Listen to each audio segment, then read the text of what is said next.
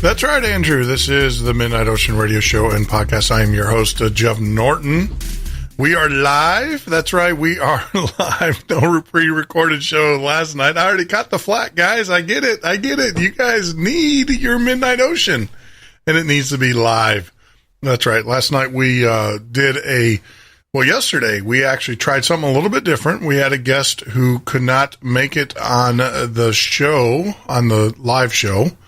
And so what we did, Ken Cherry was his name. He was the former MUFON director for the state of Texas for 10 plus years, we got to say. You listen to the show, but we were talking about the Stevenson UFO incident in 2008. I do have that report. I will get that posted there on the website for you guys to read, the MUFON report. It's pretty interesting stuff.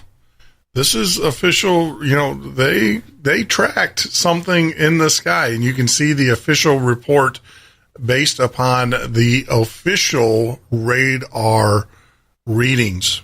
And they had an FAA investigator actually do the readings and do the report. So it was pretty cool stuff. As promised, though, I will get that up there a little bit later, maybe during a break. I do apologize. Got to do a little house cleaning around here, and that just fell through the cracks. I do apologize for that. But for those that are listening to us on YouTube, welcome.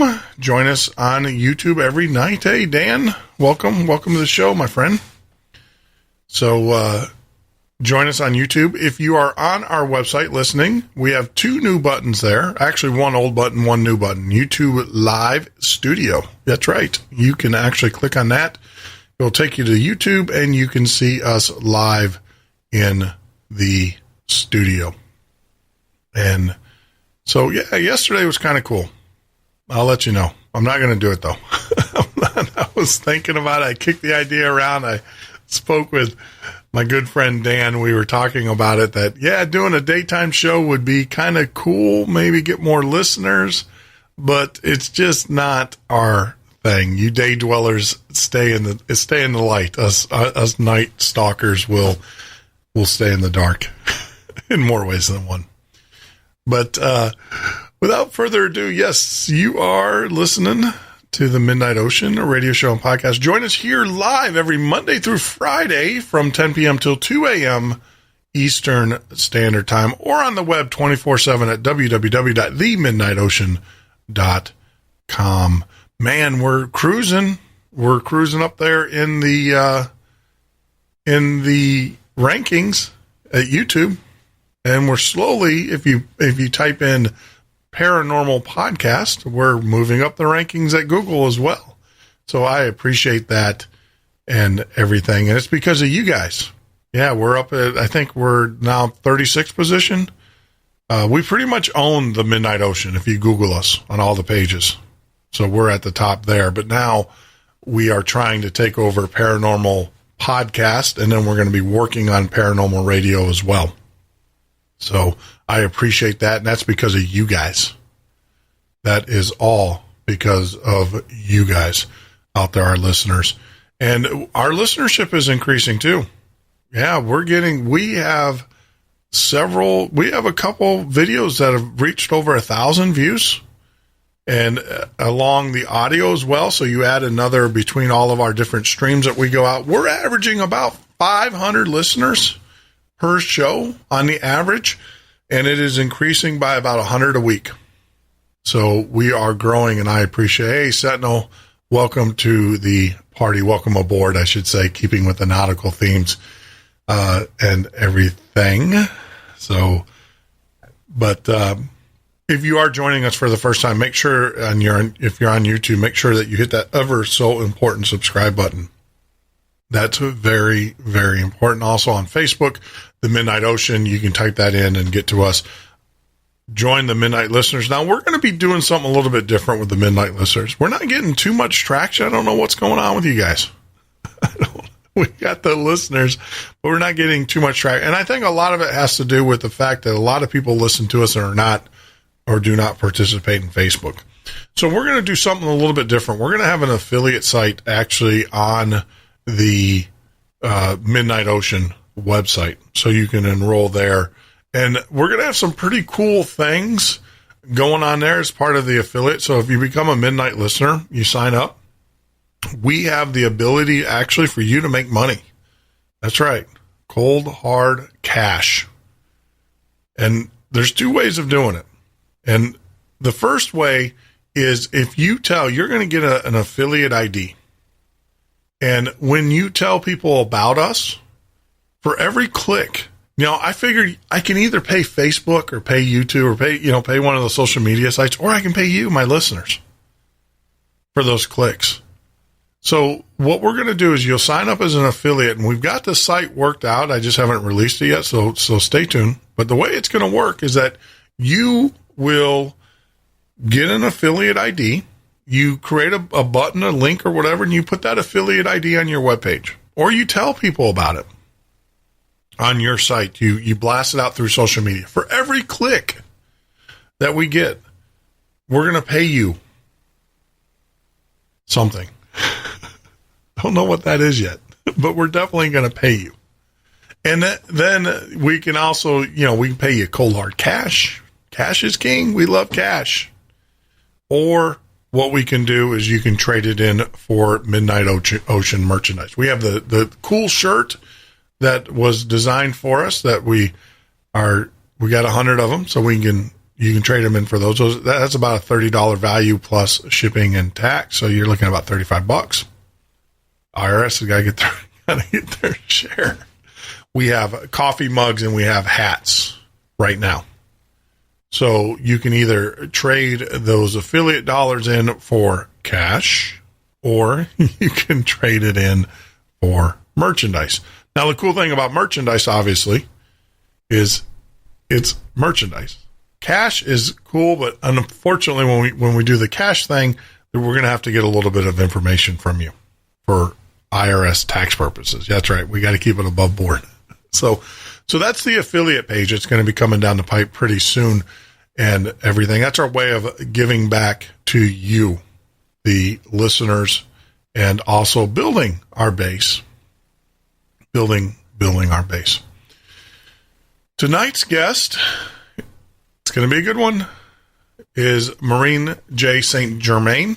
She's going to be joining. She's a mystic, and we're going to have some pretty cool conversation. I'm pretty sure of it.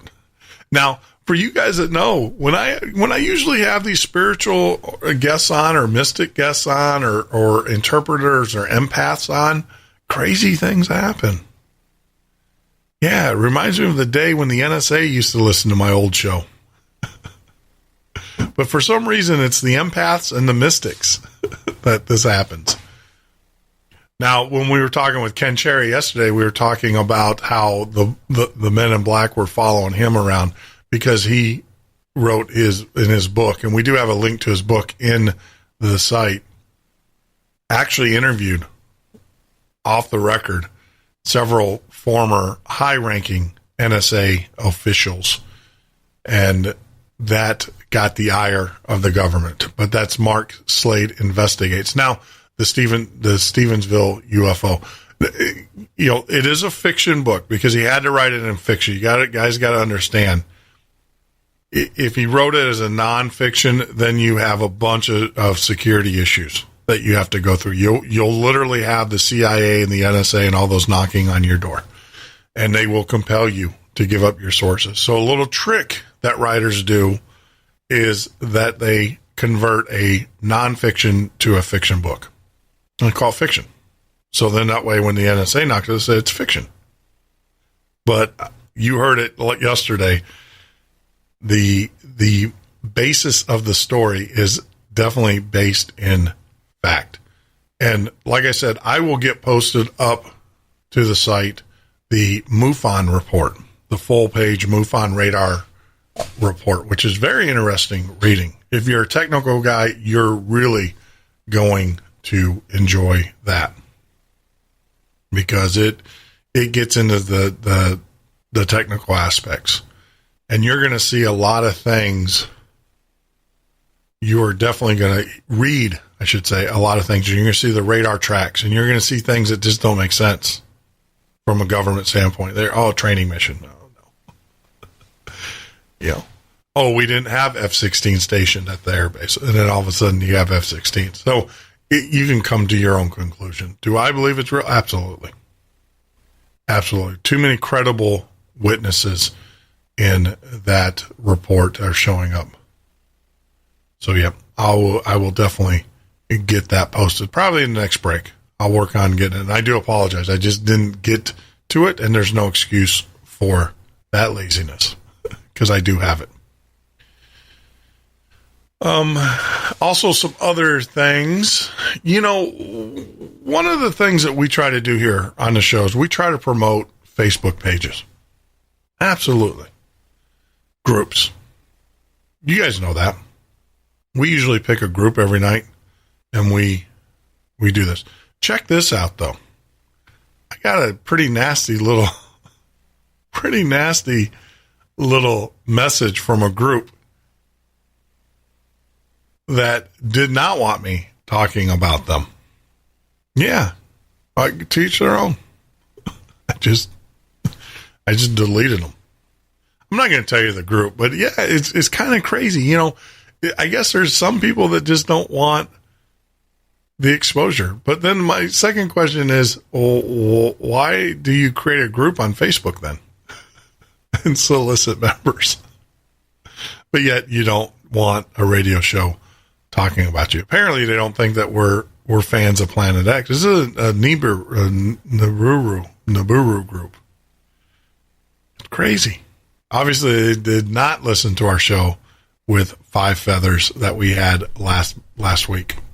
Last Monday, he was on the show talking about Planet X. And we're going to have him coming back because there is some things going on out there that's really, really disturbing. And it has something to do with the sun. I don't know if you guys know this, but UFO hunters claim that they sighted a giant alien UFO spacecraft flying through the inner solar system in an image of a sun snapped by cameras on board the Solar and Heliospheric Observatory, or SOHO, on September 11th. Now, what's crazy is that this image, this UFO or this image that gets snapped, it was actually spotted in 2011, 2012, and 2016. It is basically something that is flying between the camera lens of the SOHO, the Solar and Heliospheric Observatory, and the sun. What could it be? You know, last time I checked, there was no other spacecraft out there. There was no other mission that I know of. Now I'm wondering if it's the new space plane, maybe. The mission where they are flying that and they're not telling people what its mission is. You know what I'm talking about? Not the X-22 or the X-15, but it's the super secret. Let me get the tail number here. It's not that secret because you can Google it. Put it in a Googler. They know everything. The X-37, and the X-37B Boeing. It's an orbital test vehicle, and they shoot it up into it's supposed to be an orbital vehicle, but it's unmanned, and it gets shot up on a regular basis, and it spends years, and it comes back. So who knows? But I'd have to say, if I think more about it, the SOHO is so far out there that this craft would have to be traveling at a huge speed and a vast distance to get between the SOHO camera and the sun. So maybe that's not it. I was, thinking that could maybe be. I always try to find the answer.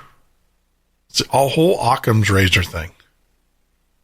Sometimes the simplest answer is the answer. Now, here's something that's new that I know that our good friends, Whitley Strieber and those guys would love to hear. Martian dinosaur found on new Mars photo captures fossil evidence on red planet. Yeah, this is pretty intense stuff. According to eagle-eyed alien hunters, these pictures apparently show a fossil rock on the red planet. Yeah, if you go out to Paranormal News, there is a rock, and it clearly has what looks like a fossil in the rock on Mars. And actually, it's not in Paranormal News. The story comes out of dailystar.co.uk.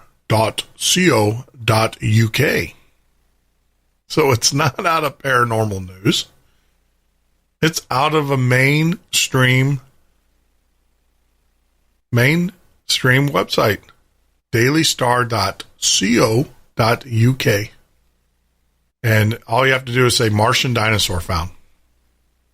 Interesting. And I'm looking at it, and it does. It looks like a Tractosaur, or one of those. This is where you need like a 5-year-old to tell me my dinosaurs. The kids out there, that's amazing. It's one thing you parents that know that have kids can tell you. Every 5-year-old to about 9-year-old can name off every dinosaur ever on that step foot on this earth. But no, it looks like one of the flying ones. I can't say it. It's pretty bad. Are you smarter than a 5th grader? Kind of reminds me of that. But yeah, get out there and take a look at that. It's pretty crazy stuff that is out there, and it shows. I have to agree that it is definitely a contender. I would definitely say that it looks like a dinosaur. In other news, in biblical news, this is kind of scary. Makes you think. But in biblical news, an unbelievable miracle. This actually came out of dailystar.co.uk as well. Man, they're hitting it this week. In a caption alongside a video which was uploaded to a video sharing site Newsflare, Earlier this week, the man explained, I was in a car with my brother, him driving, my brother, him driving. I can't control the grammar, but I want to make sure we read this correctly as it was written. In the caption alongside with the video, which was uploaded to a video sharing site Newsflare earlier this week, the man explained, I was in a car with my brother, him driving, and I was in the back gazing at a natural wonder. Then I saw this waterfall out of the sky like rain. Yeah, it is rain. But what's amazing about it is if you go to it, it is a column, not just like a rain.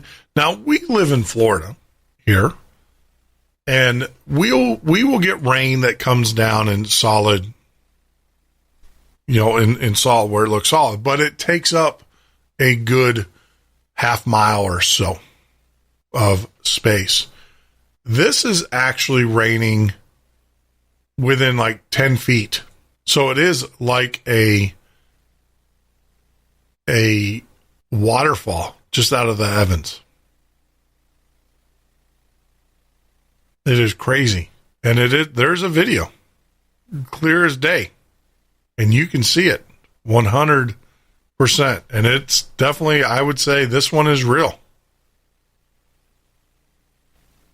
And it is falling from the sky and not going to the sky. So pretty cool stuff. And like I said, that comes from the Daily Star, the dailystar.co.uk as well. The Daily Star seems to be on it today. But get out there, watch that video. Tell me what you think in the comments here on YouTube. Yeah, okay. Mr. Collins is over there in the chat room telling me the creature. Like, you really expect me to read that? Petrodon. Oh, okay. Okay. And everything. It's not going to happen, Mr. Dan. I appreciate it, though. Thank you for trying to make me appear smarter than I actually am. But I know when I'm whooped. I know when I'm whooped. And dinosaurs are one of those creatures that I am definitely whooped. We're actually going to have, next week is probably going to be Giant Week.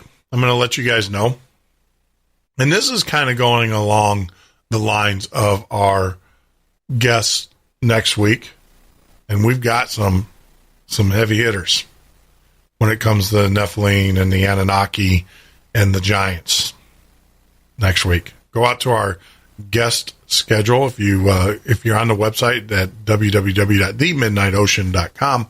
Go down and look at upcoming guests, and you will see next week. We pretty much have it booked, and there's some name guys. Thank you to our good friend Dr. Aaron Judkins, sharing and telling his associates about us, and they asked to be on the show, and they're going to be on the show, and it's going to be a great show. It's going to be a great week. I think next week is going to be, as I said, Giant Week. But in light of that, massive Stonehenge-style rocks proved advanced civilization of giants exist in Russia. That's another one. Bizarre images that show 130-foot tall rock formations made from massive boulders weighing more than 3,000 tons each. That's 3,000 tons each. Have emerged online to shock the skepticism of truth seekers and naysayers. These mysterious Stonehenge-style rock structures, which have been discovered all over the world from Russia to the south of Central America, have baffled scientists for decades. Yeah. And that's one of the things you cannot deny. We were talking about this with Egyptologists that were on the show. There is what they call the keystones of the pyramids. These are the foundation stones.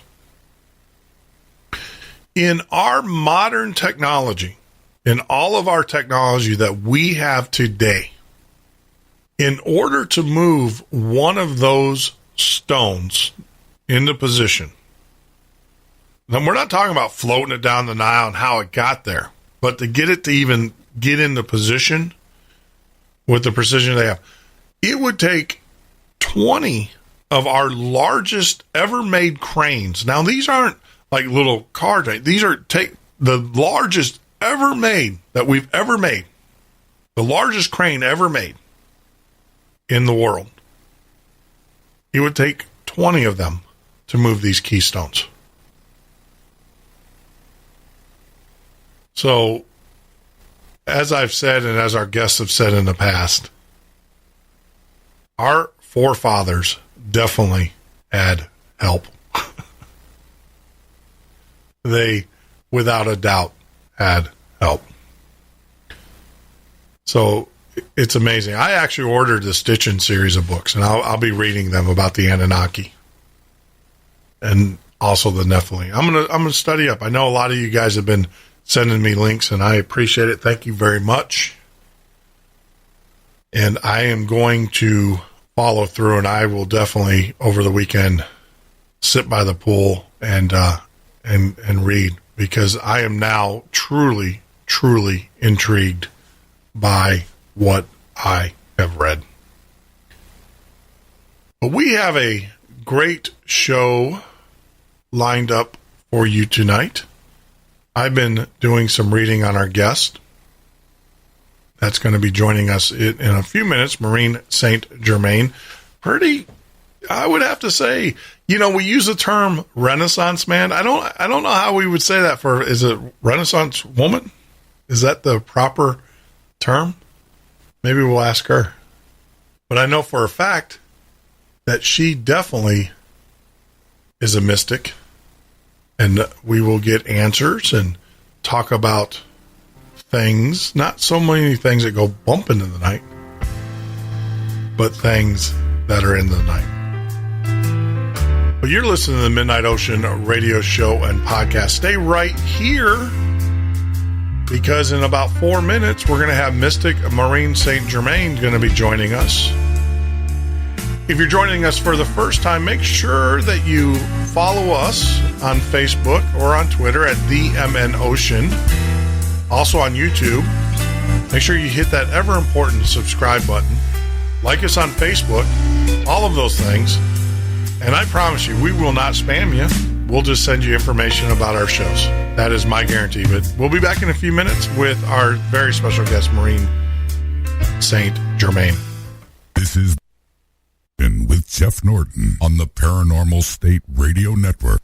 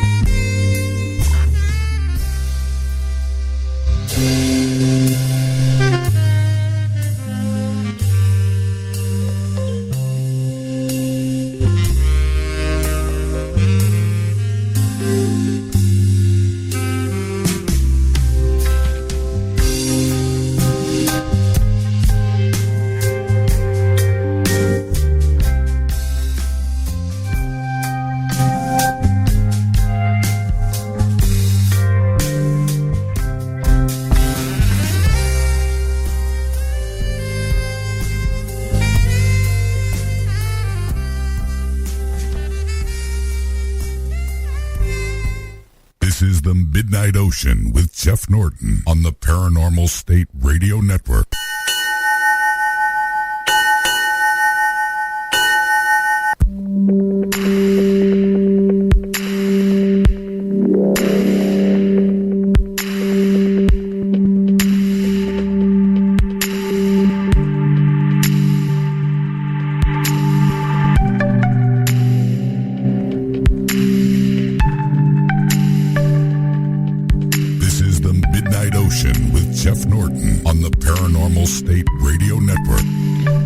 Right, Andrew. This is the Midnight Ocean, and I am your host, Jeff Norton. You can join us live here every Monday through Friday from 10 p.m. till 2 a.m. Eastern Standard Time, or on the web 24/7 at themidnightocean.com. So tonight we've got coming to us live through Skype.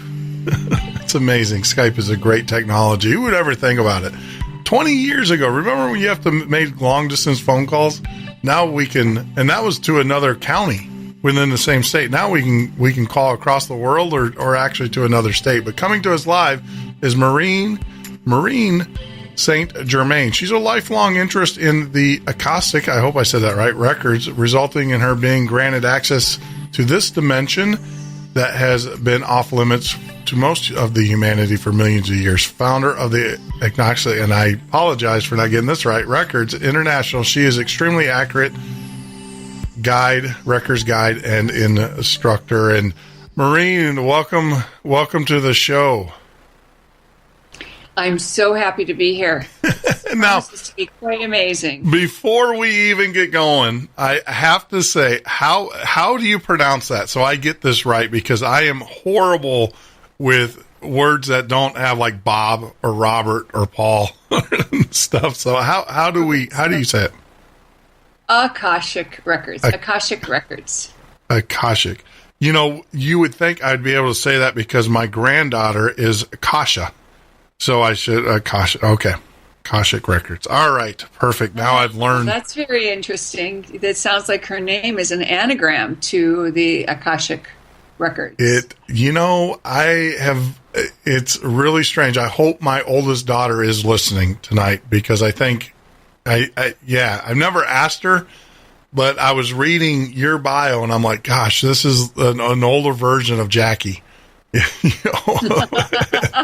And so I hope she is listening tonight, but I know she's been her hands are full. They just did a move to North Carolina and with the baby and everything. So I am hoping. I am hoping that she is, because like I said, when I was reading your bio, I'm like, this is Jackie. This is our oldest daughter all over again, and everything. So first, I want to clarify, because I don't even know, when you say you're a mystic, what does that actually mean? What is a mystic?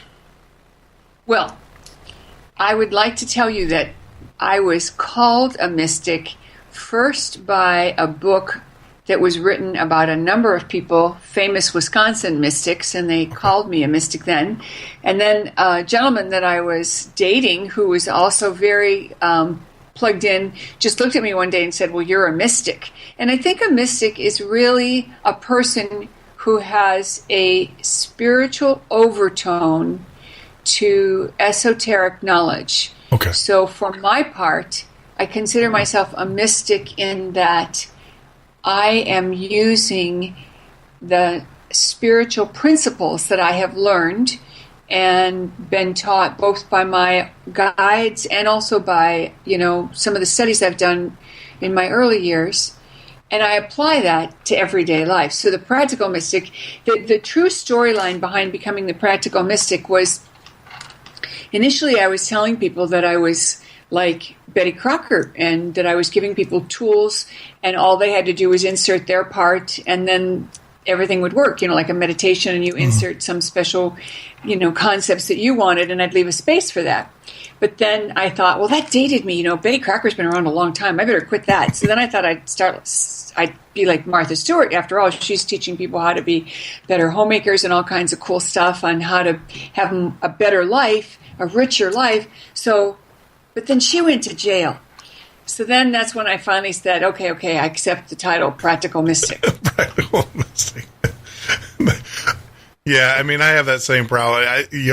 One of my mentors is Art Bell. I mean, that's how I got started in radio, believe it or not, from day one, is when I was attending college as a computer science major.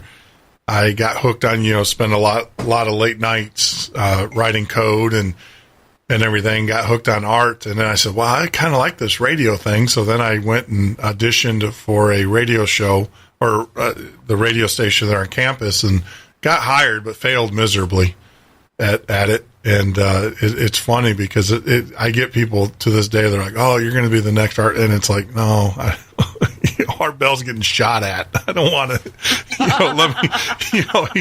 he's right now, he's a target. That's why he's no longer on the air. He's not, a lot of people think it's because of his age or whatever, but no, someone was actually taking pot shots at him as he was walking to his studio there on his property and stuff. So I have to ask, you mentioned Wisconsin. Are you a Wisconsinite? I lived in Wisconsin for about 20 years. Wow. 15, 20 years, yeah. I raised all my sons. This is a cute story. I never graduated from college or high school in Wisconsin, but my 4 sons did. Okay. So it's kind of a cute story. When I lived in Montana, there were 3 candidates for county commissioner, and the first guy got up and said, he was born in Montana, and his grandparents were born in Montana, and their grandparents were born in Montana, and he's been here forever. The next candidate got up and said his grandparents were born in Montana, and he was born in Montana. And the third candidate got up and she said, I was not born in Montana, but my son was. My son was. So that's why I made the joke about the states. Yeah, I've lived in a lot of places. I actually grew up in Ohio, outside of Cleveland, on a vegetable farm. And also a greenhouse. My father was in the greenhouse business. Sure. And I've lived in a lot of places. Well, yeah, when Sandy and I, we actually lived in Chicago for the longest time, and then we decided that we wanted to move out and get out of the hustle and bustle. So we went right across the border, and it was great for her because she loved it. It kind of gave her the southern feel. Wisconsin was very friendly. Everybody was very friendly. I hated it, but because it was a 3-hour commute back into Chicago every day, one way, 2.5 hours one way. But we loved it. I mean, to a point, it got, for me, I just woke up. It's weird, and maybe you can explain this one to me. I literally woke up. Now, I was a guy when people said, oh, you're going to move to Florida, you're going to move to wherever, I'd be like, nope, I love the winter. I love the snow. I love the seasons. I love all.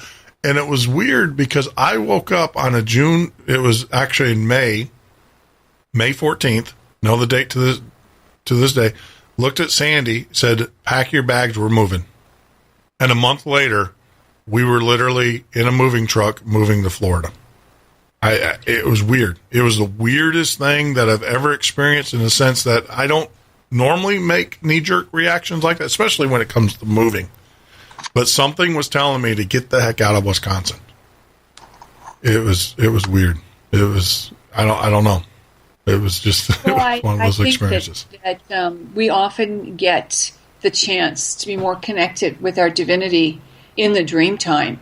Mm-hmm. So it would stand to reason that if you weren't cutting through in real time, that in the dream time you would get a very clear message, and then when you opened your eyes, you knew, all right, we got to move. We're doing it. Yeah. And you may have been, wrestling with the idea of moving but not wanting to let her down. You may have had, other obligations or reason to stick around and felt that you ought to do that, even though, the inner direction was otherwise. Yeah. Well, I know for a fact she's a Florida girl. So she was like, okay. I mean, she was, the minute I told her that day, she was selling stuff on eBay, getting rid of it. So she was ready to go. Since I moved down here, though, I think I know what the connection is. I am connected to the Gulf, to the water. There's no doubt about it. I love it. It drives Sandy nuts because she likes the Atlantic side, but we actually moved here to the Gulf side. I will literally go out to the Gulf. It was like, hey, let's go out to the Gulf. And she's like, why? And I'm like, because God told me to make sure it's still there. So it's my job, and she'll laugh and everything like you just did. That's real funny. I'm connected to the water.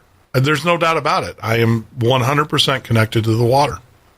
Yeah, I am too. I absolutely love the water. Yeah. Our New York apartment looks over the Hudson, right where it empties into the Atlantic, where the Statue of Liberty is. Sure. And we live in San Diego the other part of the time, and we're at the beach at least once a week. So yeah, I totally relate to that. But I'm also relating to that funny remark that you make to your wife about God told me, because when I met my husband, and this really harkens back to this whole thing that we're going to be talking about with the higher self connection and teaching it to people, but I was using that as a tool. I've been using it for 20 years. And so when my husband appeared in my life, I kind of knew who he was and what was going to happen, but I was not excited because I'm an East Coast girl, and I was, now I have this man from the West Coast that's interested in me, and I'm throwing him all kinds of curveballs, sending him away, all kinds of things. And at one point when he suggested this fabulous vacation that he wanted to take me on, I remember saying, well, I don't know you that well to consider such an opportunity. Mm-hmm. And in my head, I'm hearing, aren't you going to check in with your higher self? And so I said, but I always check in, so I'll get back to you and let you know. And later, when I got back to him, one of the things that I was told over the course of our courtship was, when I asked, what do I do with this relationship? What do I do with this guy? My higher self said, build a bridge. And every once in a while when we were first married, he doesn't even do this anymore, but when we were first married, he'd suggest that we do something or not do something, and I would check in. And if I got that agreement, there was no issue. But, sometimes I would be told, you need to do this. And it wouldn't even have to do with him. It would just be, I'm supposed to go do this or that. And he would try to, talk me out of it if he thought it wasn't a good idea. Mm-hmm. And I would look at him and say, you of all people, if it hadn't been for my higher self, I wouldn't even have gone out with you. So I love that you told your wife God told you to check to see if God told me. And what's really, and I look back at our relationship that I have with Sandy and stuff. I mean, it is all directed by God, or I use the term higher self or whatever, because I'm not that sophisticated yet in my learning. I'm still learning the process. But I look back at everything. I mean, we've had, it's amazing, our story. We've had people that are like, you got to write this down. This is a love story, the truest form. And we were together in high school. We separated during 91 when I went off to do my thing and she went off to do her thing. She got married, I got married. And 20 years later, we circled back around. We literally circled back around and found each other.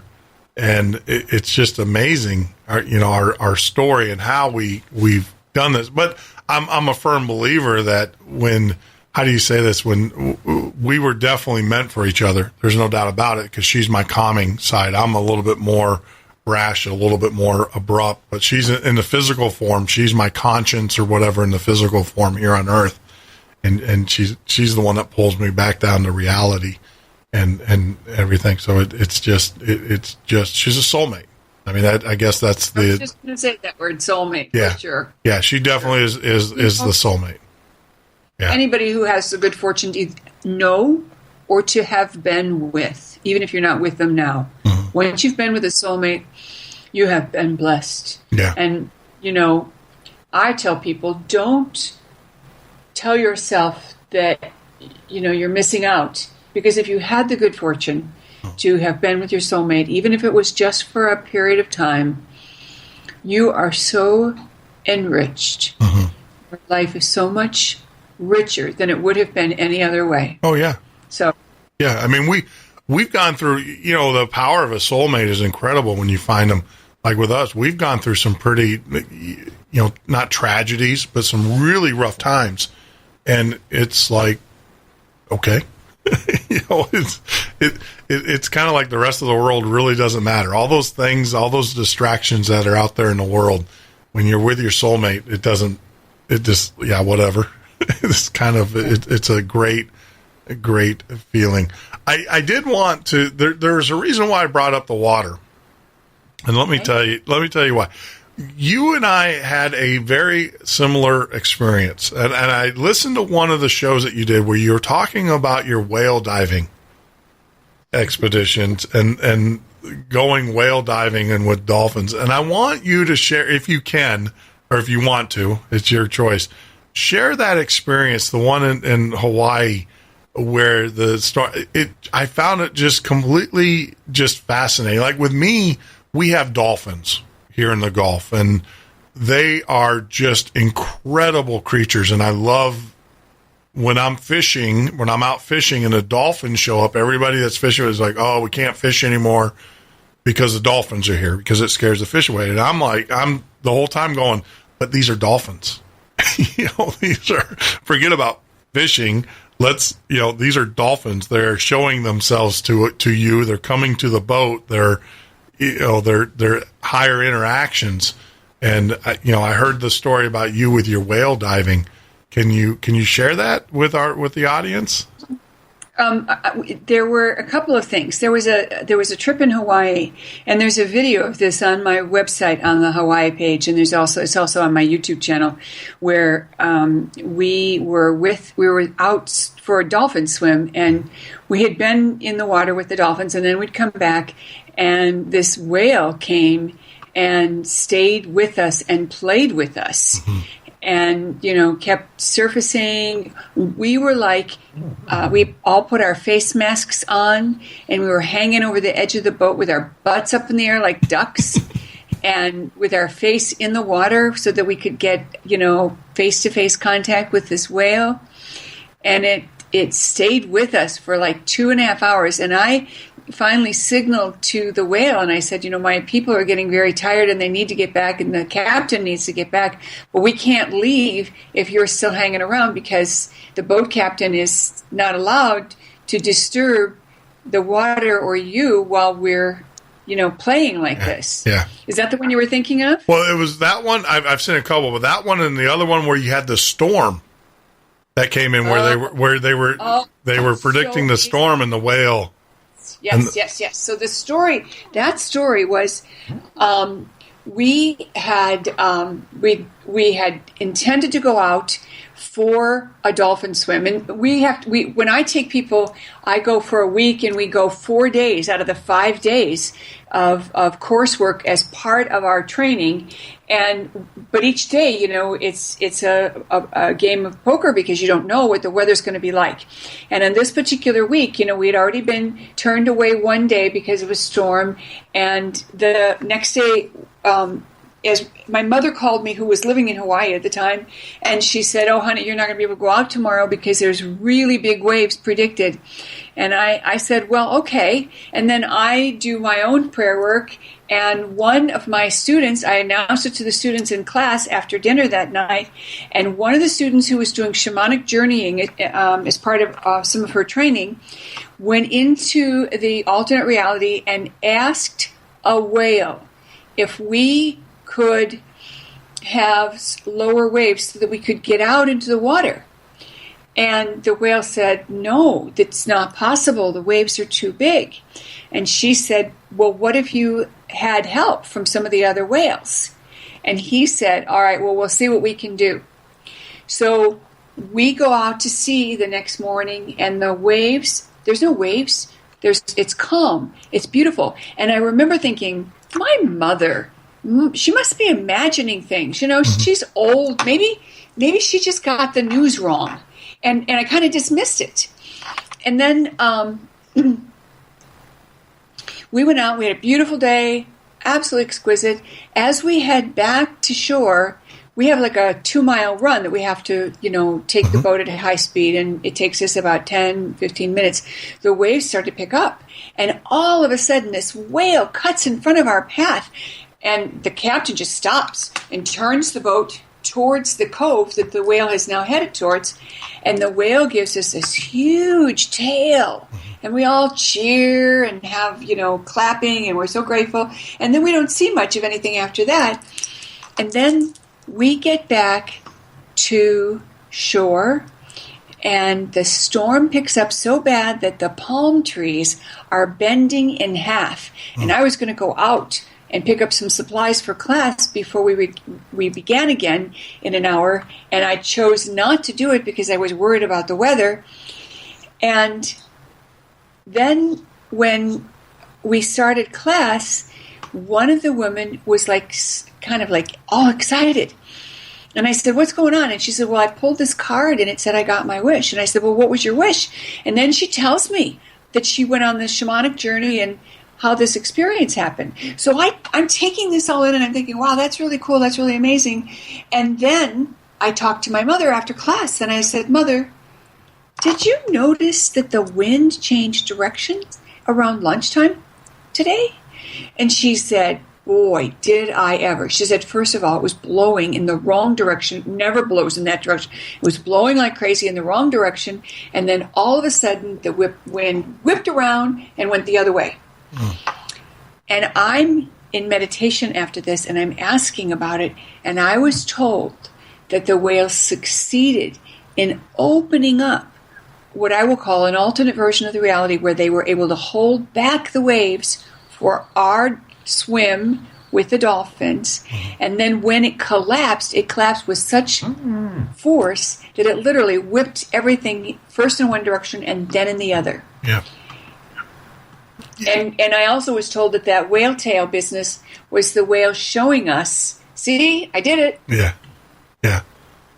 I mean, it's incredible. You only have, and I know that I say landlubbers and people who don't travel into the ocean and see these creatures, you just don't understand their connection with the world around themselves. And it's just amazing. And it's one of those things too. It only takes you a few interactions, to look into the eyes of a whale or to look into the eyes of a dolphin as they're playing or whatever, to realize that we just don't get it. We might think that we're at the top of the food chain or whatever, at the top of evolution, but we are nowhere near. And I'm a firm believer of that. I had just an incredible experience with pilot whales. I used to do a lot of sailing out of San Francisco, San Diego, and just the pilot. It was weird. It was almost like every trip. I mean, the dolphins you almost expect, but with me, whenever I was taking the boat down to Baja and everything, I always had pilot whales with me. And I had people who are like, that's bizarre, that you always have pilot whales. And it's almost a given. If you want to go see pilot whales, get on a sailboat with Jeff and we'll see them. And they're just mad, just incredible creatures. But yeah, I mean, I was touched by that story because I never had the calming of the storm or, the prevention and stuff, but it is weird. When you are around creatures like that, especially in the ocean, mystic, I would call them mystic because they've been around forever and they get it. They haven't been, I guess, polluted like we have as humans walking on the earth and stuff. They just live. And they get it right. But before, I don't want to go into, because I want to make sure that we have a full segment that we can talk about your teachings and higher self. I did want to ask you though, is your mother, was your gift, the gift that you have, was that passed down? Do you think that was passed down from your mother to you? Because it seems like you guys are communicating kind of along the same lines. I am definitely very connected to my mother. Okay. And yes, I believe that I was given an extra boost. What I teach people, I believe everyone can do, but most certainly my mother and I have been connected all of our lives. And I have a really cute story about that. But my mother was very psychic the whole time I was a child and growing up. And she told my dad she had a dream that Grandma passed away from a stroke, and later that morning Grandma passed away from a stroke. And she knew where my father was before they were married, when he was captured as a prisoner of war. So a lot of experiences that she had. And then after my father passed, my mother was visited by my father probably a dozen times. And he would come regularly to check up on her because his death was sudden. And on the last time he was there, he came with someone. Wow. And she said, he would crawl in bed with her and hold her, and she could feel his presence, fully present. Wow. But the last time he came, someone was with her, and she said she knew it was an angel, and she knew it was going to be the last time. And it was almost as if he was being escorted in so that she would get that message. Sure. Why don't we hold it right there, because we're getting the break music, but when we get back, I want to talk to you. Maureen St. Germain is our special guest tonight, because my mother, and I don't know if she wants me to share this, but I'm going to share it because I just feel compelled to do that. Similar story. But you're listening to the Midnight Ocean radio show and podcast. I'm your host, Jeff Norton. Join us on the web at www.themidnightocean.com. This is the Midnight Ocean with Jeff Norton on the Paranormal State Radio Network.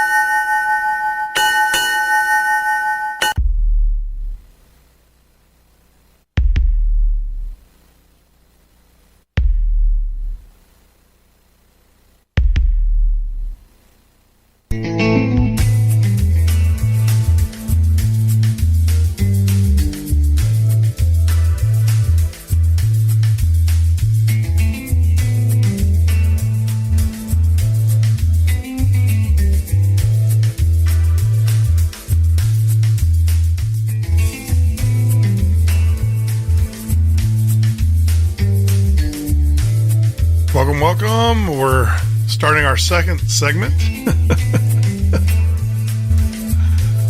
Oh, man, it's amazing how you get caught off a cue every once in a while, but that's okay. It's all about trying to strive for perfection. Perfection is something that I don't think we ever master. But we'll get there eventually. Not perfection. We'll get close enough, and that's good enough for me. But you're listening to the Midnight Ocean Radio Show and a podcast. I am your host, Jeff Norton. Join us here every Monday through Friday from 10 p.m. till 2 a.m. Eastern Standard Time, or on the web at www.themidnightocean.com. If you're joining us for the first time on YouTube, make sure that you hit that ever so important subscribe button. That is how we fund this show. I'm going to let you guys know this show. When I came back on the air, I said that I would never charge for a podcast. Never. And I'm going to stand by that. Even when we are negotiation with our syndicators and everything, and they say, oh, there's a lot of money there. Some things aren't as, I don't want to say, money driven. Some things don't always necessarily have to be money driven. We are going to keep our podcast free. We're going to keep the YouTube channels free. Actually, we're going to expand our video channels. We're already expanding our audio channels, but we're also going to be on some other video syndication networks as well. And those will be coming here shortly. You guys will hear about those. So yeah, we're going to feed out to about 9 different stations, video stations. And we're growing, but we will always be free of charge. And the way that we do that is by your help, your support, by hitting that subscribe button.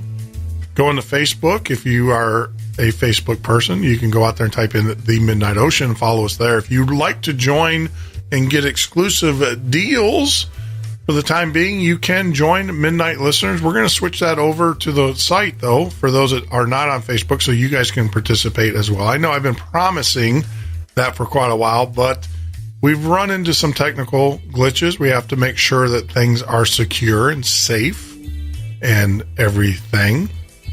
So I think we got those kinks worked out. And of course, on Twitter, follow us on Twitter at the MN Ocean as well.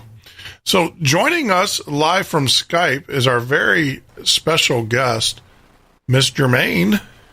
And Maureen, right before break, you were talking about your connection with your mother.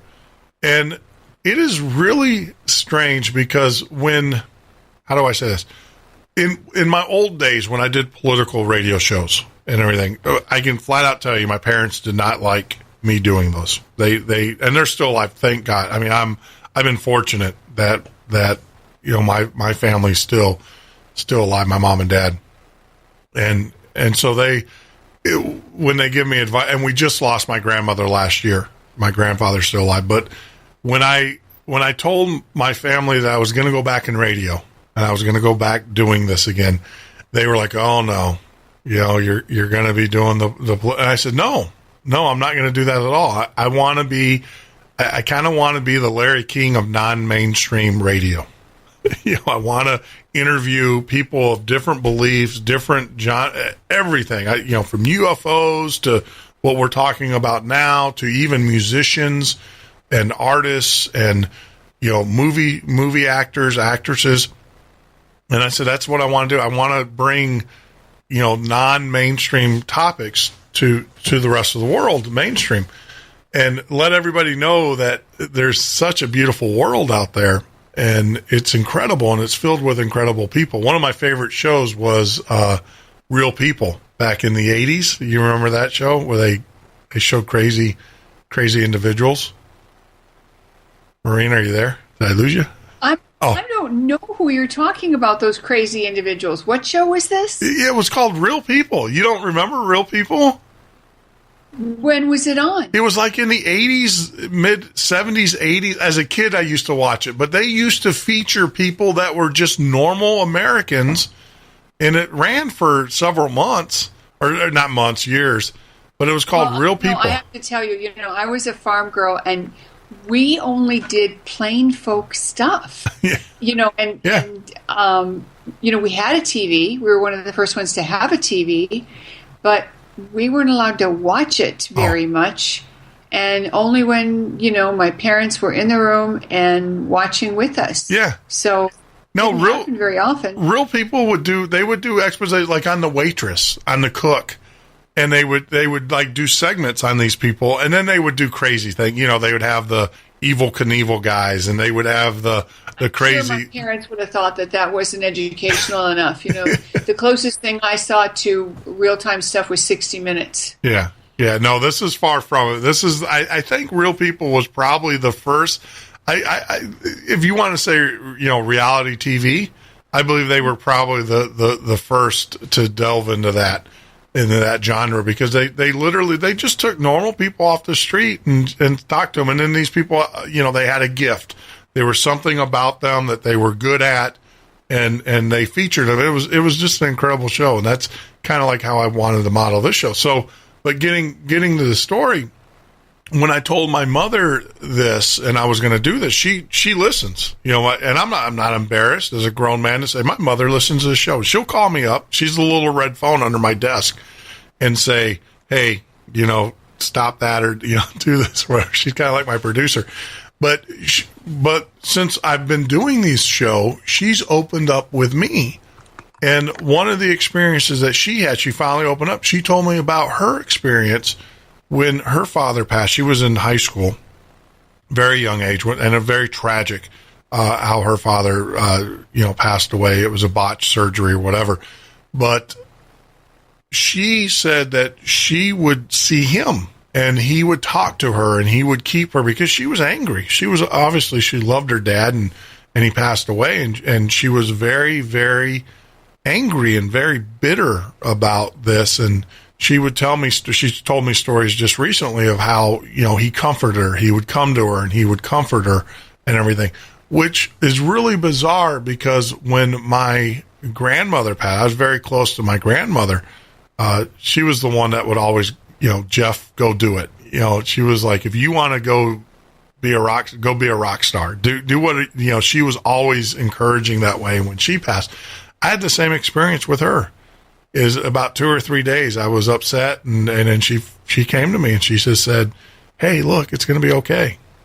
And ever since then, it's everything's been okay. So it's kind of weird that you're telling a story about your mother and her experiences, and it's kind of, kind of falling back. I'm having the same experiences in that really regard. Cool.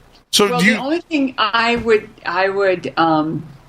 share with you is I no longer call things like that weird. I just call them interesting. Yeah. Because I've begun to think that a lot of people use the word weird as a pejorative. And they're giving it a label like it's uncomfortably strange or uncomfortably abnormal. Whereas if you just say, wow, that was interesting, wow, that was amazing, it changes the vibe on it, and it makes it like, okay, that's like the new electric cars. They're so different. We don't call them weird. That's, what? Great advice. I'm still learning the lexicon here. Because like I said, you're talking to a guy who did political podcasts. How mundane was that? But, to doing this and dealing with the interesting and everything. But I'm still learning the lexicon, per se. But enough about me, all right, because I get in trouble. This is one of the phone calls. The phone's going to ring here in a minute and say, all right, stop talking about, let's talk about you. And so this whole concept of higher self, what does that entail? I know you talk about it for weeks in seminars and everything, but can you give us kind of a high level overview of the higher self? I'd love to. So it started for me when I learned a meditation that I was very interested in. And in the meditation, the teacher said, the last step, you have to have permission from your higher self. And they never gave any education on what the higher self was. They never gave any information on, how you would know it was your higher self giving you permission. And I will explain that in a second, but first I want to tell you this story because I think it's so important for people to really connect with what I'm teaching.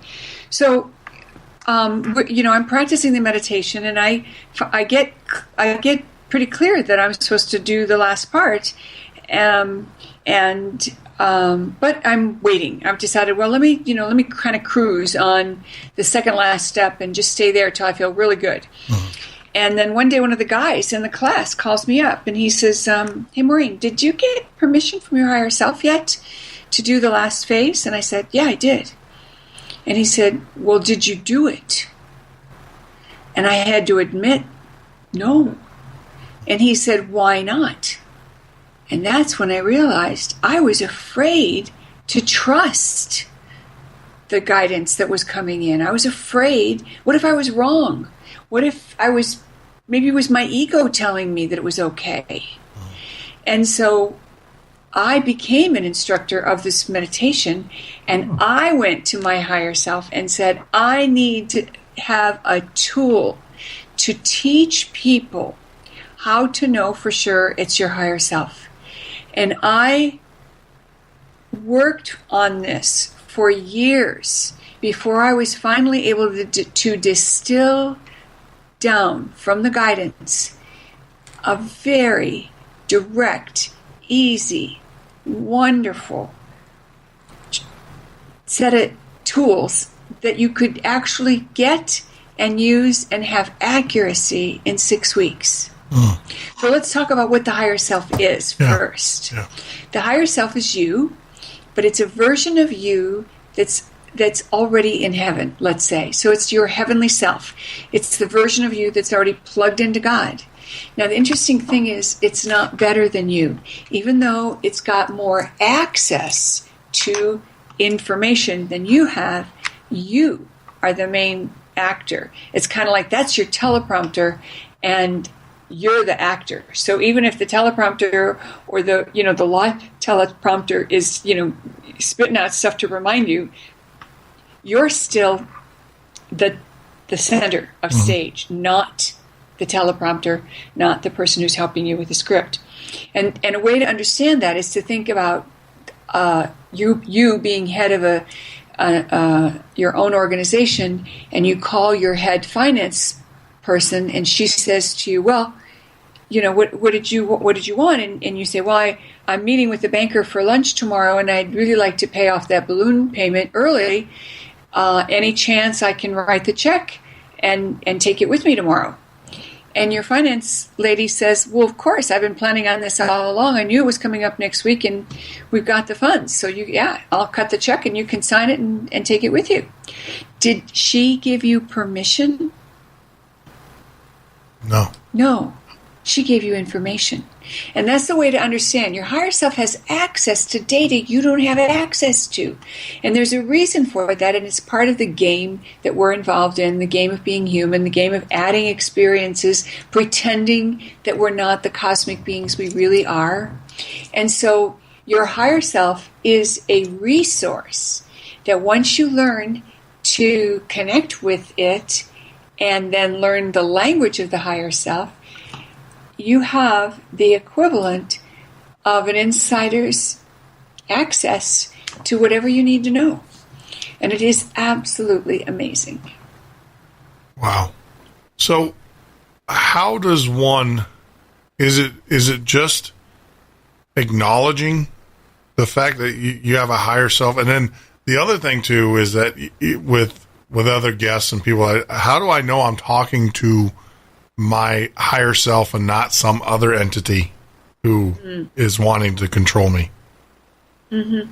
Well, I think these are really good questions that everybody asks, and that's part of the protocol. So for example, kind of take the side question, everybody has angels and guides, everybody has maybe other beings that are advising them, and how do you know that it's not one of those guys and not your higher self? And if you already have a good connection with your angels and guides, why do you need your higher self? These are all like what the heck? Mm-hmm. And the answer is everybody is developing a real-time connection to their higher self, because we are becoming our higher self. We are becoming the perfected human. We are becoming our fifth dimensional self. So our angels and guides want us to have that connection, so that when we are able to fully embody that divinity within us that's there, we have access to it. And you can't do that just by talking to your angels. So you want that connection. Now, the way you know that it is the real deal is you actually go through a 6 weeks practice, and I call it the protocol. Mm-hmm. So for 6 weeks, you do 7 things. And the 7 things you do as a practice. So it's kind of like the rules of a game, and it is intended to be a game. It's intended to be playful. So you actually first do a guided meditation where you ask, and we can do that on the air if you want, or I can explain what it is and people can do it on their own. What would you like? Oh, let's do it on the air. I'm game. So if you're not driving and running heavy equipment, you can do this. If you are driving, you're just going to have to pull the recording later and do it when you can be That's quiet right. and not disturb, because we don't want you closing your eyes while you're running equipment, That's right. Okay, so everyone close your eyes and allow yourself to remember a time when you've held a beloved little one in your arms. And it could be a pet, it could be an infant, it could be someone else's infant, it could be your pet or someone else's pet. And hear yourself say to the little one, "I love you," 3 times. And some of you who are really sensitive, you'll actually feel a shift in your chest. And that is what it feels like when your heart chakra opens. And so you have this energy center, this wheel of unconditional love that is opened up and flowing. And now you're going to send a beam of love upward through your throat, through your third eye, past your crown chakra, up to your 8th chakra, where your higher self can have access to you. And from this place, you're going to say to the higher self, "I would like to invite you to my heart. My heart is open now, and this is the place, this is the lowest place your higher self can descend into." And so you ask your higher self to join you in your heart.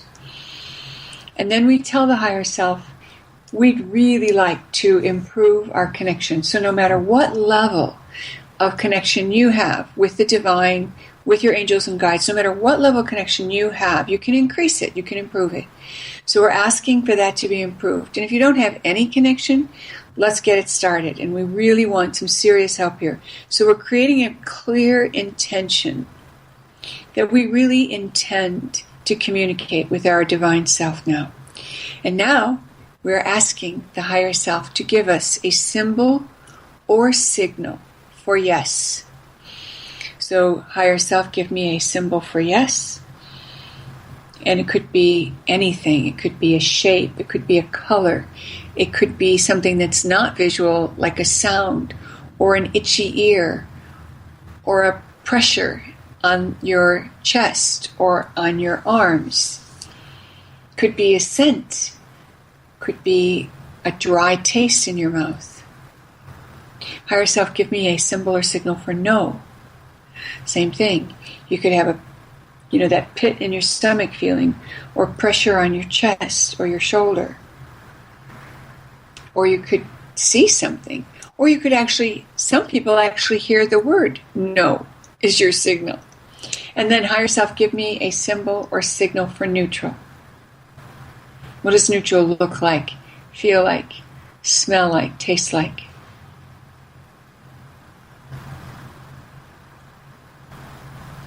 Now we thank the higher self for this work, and we're going to do some more work based around the protocol.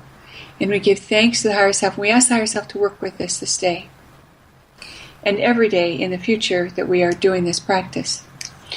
So open your eyes now and write down your symbols or signals. No matter what you got, write them down.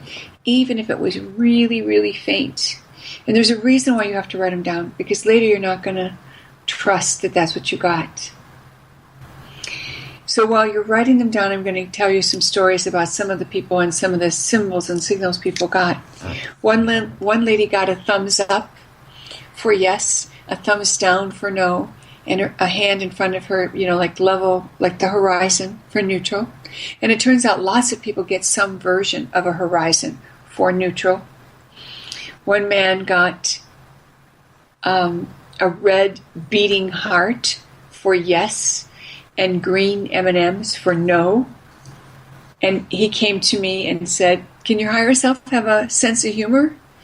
Because it was, we normally associate red lights as being no or stop, and green lights as being go and proceed. So he was completely caught off guard by that. The same man who was my webmaster came to me on the next day, and he was not one of us. He was just a webmaster, but he had decided upon himself to come to the class because he thought he should know a little more about my work since he was the webmaster. And he came to me after the second time we were in with the higher self, and he said, could your higher self be a woman? And I said, actually, yes. And it's kind of funny when you think about it. A lot of women see a man or some male version. Men occasionally see a female as their higher self. Some of us don't see anything but light. Some of us don't see anything at all, but we know it's there because we can sense it. It doesn't matter if you see it or not. But, I was kind of bugged by this. Here's this guy. He's not even one of us, and he's seeing this stuff. And he never really gave me any more information. So a couple of weeks go by, and I call him up, and I said, Larry, how do you know your higher self's a woman? And he stopped and he said, well, I can see her breasts. This is a guy who has that kind of a calendar on his wall. So, of course, his higher self would make sure he would pay attention to that. And if he's not one of us, he's not readily going to be a believer unless something like that happens. Then he's going to look. Yeah. Isn't that hilarious? That is great, yeah. So now, what we do is we follow this little protocol, and I can run you through it if you want, or I can give you some of it, and if they want to know more, they can pick up my latest book, which is called Realities of Creation, which has the full protocol in it. Well, I want to. All right, so I'm gonna share. So I got my notepad here. Well, you can't see it on those on YouTube and everything. It's my hand, by the way, because I learned a long time ago. I always lose paper, but I never lose my hand. Thank God. So my three things for yes was love. I heard the word love.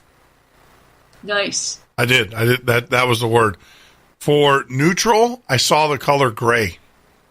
Interesting. And then for no, I had a sense of emptiness or void, like nothing. Yeah, a lot of us get that. That's my signal as well. It's like there's nothing there. Yeah, it was like I was trying, and no matter how hard I tried to visualize something, it was even further away. It was like you can visualize. It was kind of like you can visualize all you want to, but you're not seeing nothing. I mean, it's like it's the void. It's that feeling, and which is really strange because that correlates with when I am doing something that I know I should not be doing. And we're adults and we all do things that were like questionable. That is the feeling that I have, is the feeling of void, like emptiness, like I've stepped out of where I'm the path that I'm supposed to be on, and now I'm in complete darkness. And that kind of tells me, that was a bad decision, in business and life and love, everything. And stuff, but yeah, it's strange. But those were the three. I wrote them down so everybody on YouTube can see them and witness them on my trusty little notepad there. So love, gray, and nothingness, and everything. We're coming up onto another hard break here, another hard stop. So I don't want to get too far into the interpretations of that. So that was step one of the protocol. And can we, well, how often, I guess the question is, how often should we do this exercise? And when we do it, does our messages change, or will they be consistent? And we'll hold off. Don't answer that until we get back from the break, because we're coming up on a hard break. But we are talking with our very special guest, Maureen St. Germain, and we are talking about higher self, finding our higher self, connecting with our higher self, and more importantly, I think, probably learning to listen to our higher self. But you're listening right now to the Midnight Ocean Radio Show and Podcast. I am your host. Join us on the web at www.themidnightocean.com. This is the Midnight Ocean with Jeff Norton on the Paranormal State Radio Network.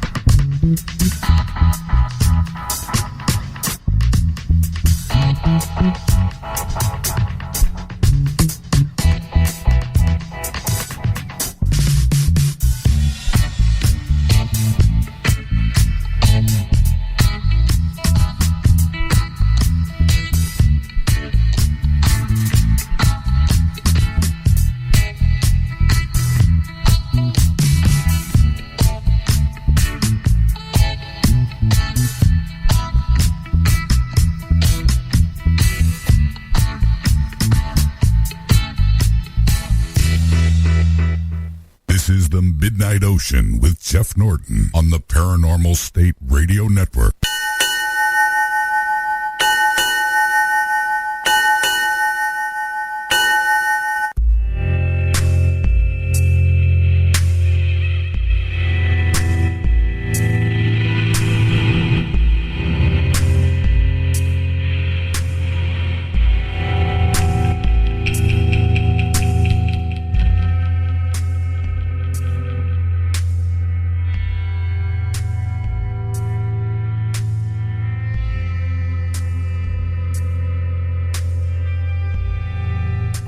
right, you're listening to the Midnight Ocean Radio Show and podcast. I'm your host, Jeff Norton. Join us on the web at www.themidnightocean.com. Kind of getting into that music. Kind of reminds me of swimming with whales, the vision that I had as I listened to it. And it was really strange because I don't pick the music. It's all done through a computer system here. It's a radio system.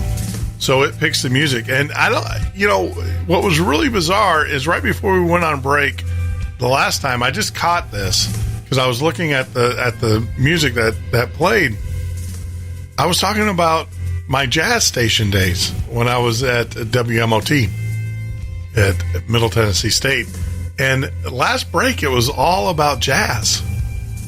It was all jazz, which is really strange because we have over 3,000 songs that this system can pick from. And what it does is it tries to meet the time frame and everything like that. But that is pretty crazy. Every once in a while, I will override them. It's selection, but I've let this one run. And last time it was jazz, and this time it was the whales, the whale music, as I like to call it. But that's enough of that. Let's get back to the matter at hand. Let's get back to what we get paid to do here. Once again, if you are listening to us for the first time on YouTube, make sure you hit that subscribe button. That is so important. I cannot stress that.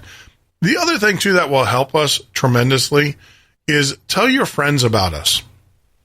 We are finding time and time as we're growing our audience, and we're been doing this for about a month and a half now, and we're doing phenomenal. We're hitting every mile marker that we need to hit as we cruise down the highway. And we're doing a great job. But one of the things that you can do right now to help us is if you're on Facebook or any other social media, tell your friends about us. You don't have to endorse us. We wish you would. We wish you would use kind words as you talk about our show. And I hope that we are serving you and giving you the quality of entertainment and also information and education that you need. But it's so important that you tell your friends about it. Don't hold us as your secret little gift, because what happens with that, and I don't know if you guys know this, is that it's like artwork. When you put artwork and you hang it in your house and you don't let anybody share it or appreciate it, it doesn't get out. It doesn't bring those emotions. You're denying the rest of the world the emotions. And what in this show, we have great, outstanding guests, and our goal is not to bring the guests that are on other shows over and over and over again like they do. We want to bring unique guests, and you're denying by not sharing us with your friends and with your family in the show.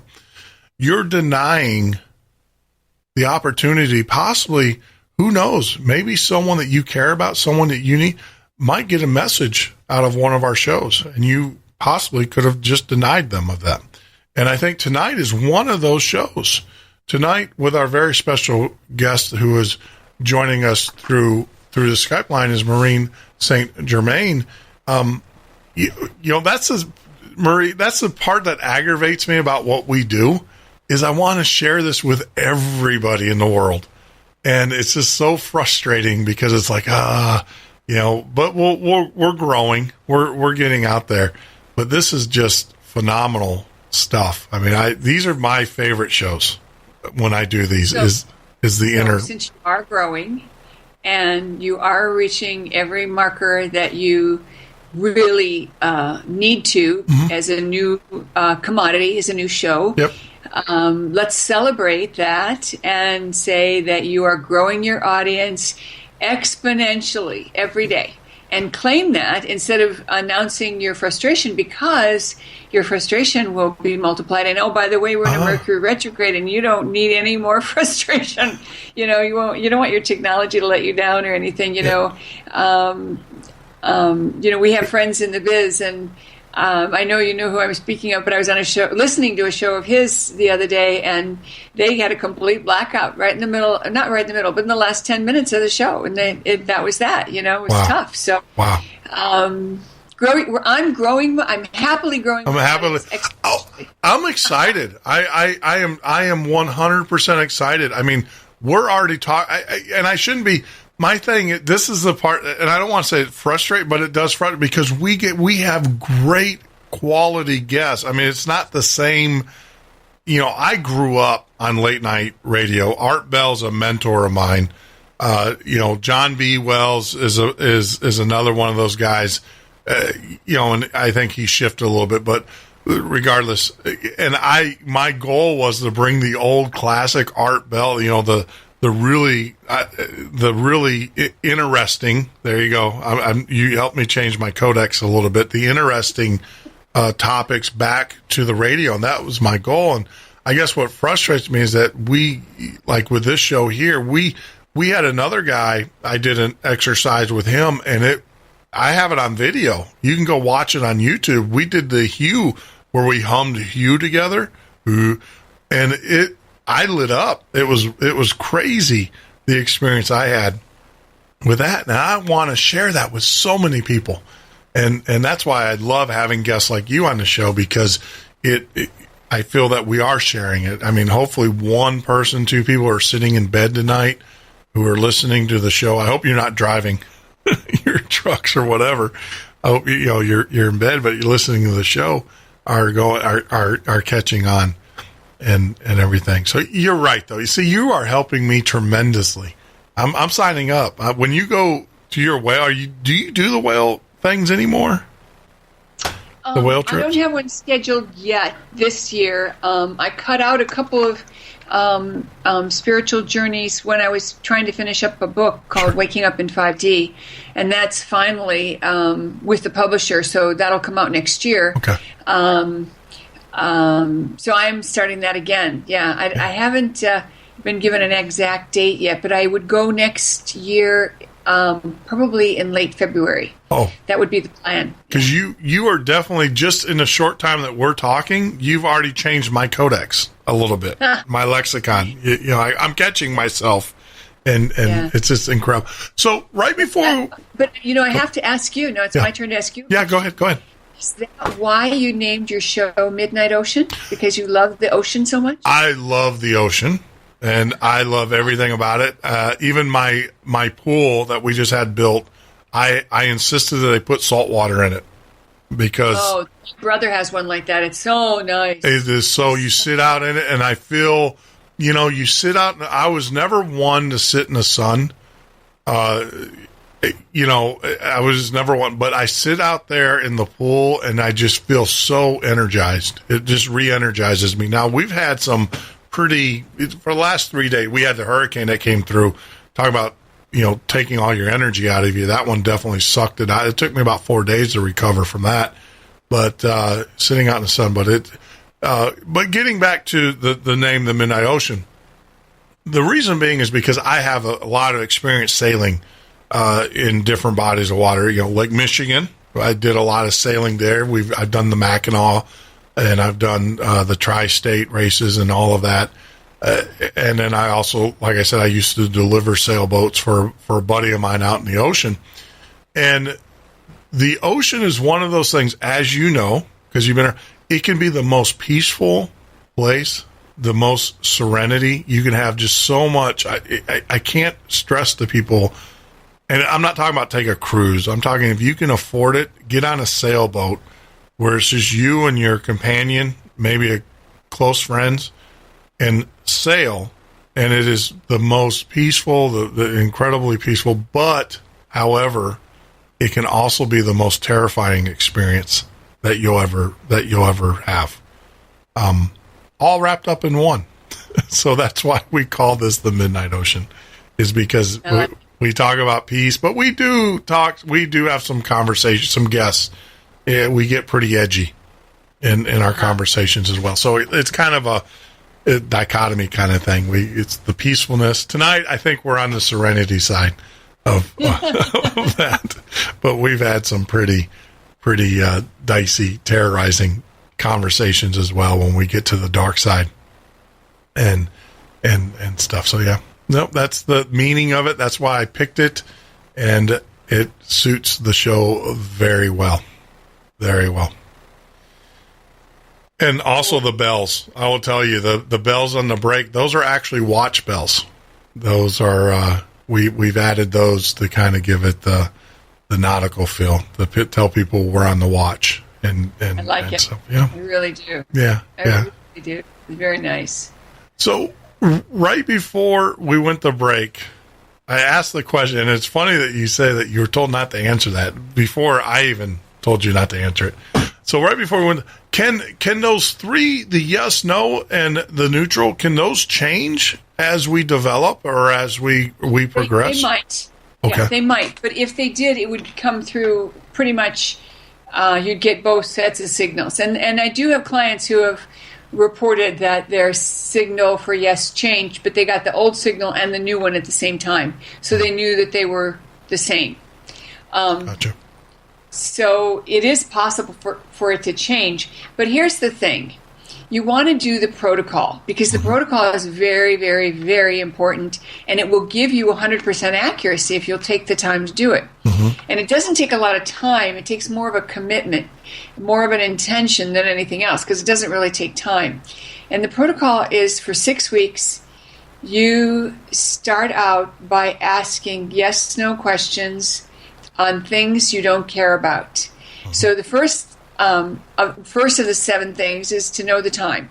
So you look forward in time and know when is 6 weeks up. And based on today's date, we could say it might be November 1. But whatever the date is, when you start this protocol or when you start this practice, take a half a second or a minute and figure out when 6 weeks ends. And that will tell you from now until then, you're going to do the following 6 things. You're going to ask only yes-no questions, no open-ended questions. So you don't ask, why did so-and-so do such and such? You might ask, is it my highest and best good to carry an umbrella today? You only ask questions that are unimportant, that you don't care about. So if you truly have no preference about whether you have broccoli tonight or green beans, then ask your higher self. If you don't care what restaurant you go to for dinner tonight, ask your higher self. If you are looking at the desserts and one of them looks really good, just order it. Don't ask your higher self because you already have attachment. It might not be important, but your desire body's all over it. So pay attention to what you're willing to do, whether you get told yes or no. So it's also important to recognize that you must follow through. No exceptions. So if you ask higher self, should I have some of those bonbons? And your higher self says no, that means they're off limits. Now, it's only for 6 weeks, though. After your 6 weeks practice period is up, it doesn't matter what you do when your higher self tells you something. But there's a storyline that's going to make sense to you in a minute. So by asking only yes-no questions, by asking about unimportant questions, you're giving your ego a break. And your ego is part of who you are, your personality. It wants what you want. It wants you to be happy. It wants you to get what you care about. And your ego got you listening to the show. So your ego is one of the good guys. But your ego also thinks it's the authority on how to make decisions. And so when you ask about things that you truly don't care about, your ego is not in the middle of it. So you get used to your signals without any interference from your ego.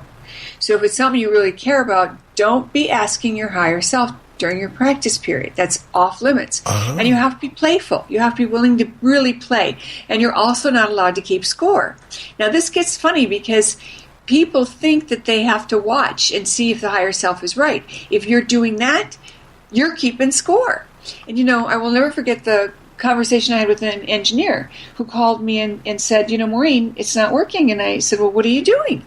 And he said, well, for example, on my way home from work, I'm asking my higher self if the light will change. And I said, Peter, you care about what the answer is. He said, no, I really don't. I can get home 5 minutes later. It won't make any difference to me. And I said, that's not what you're caring about. You're an engineer. You're trying to keep track of your progress.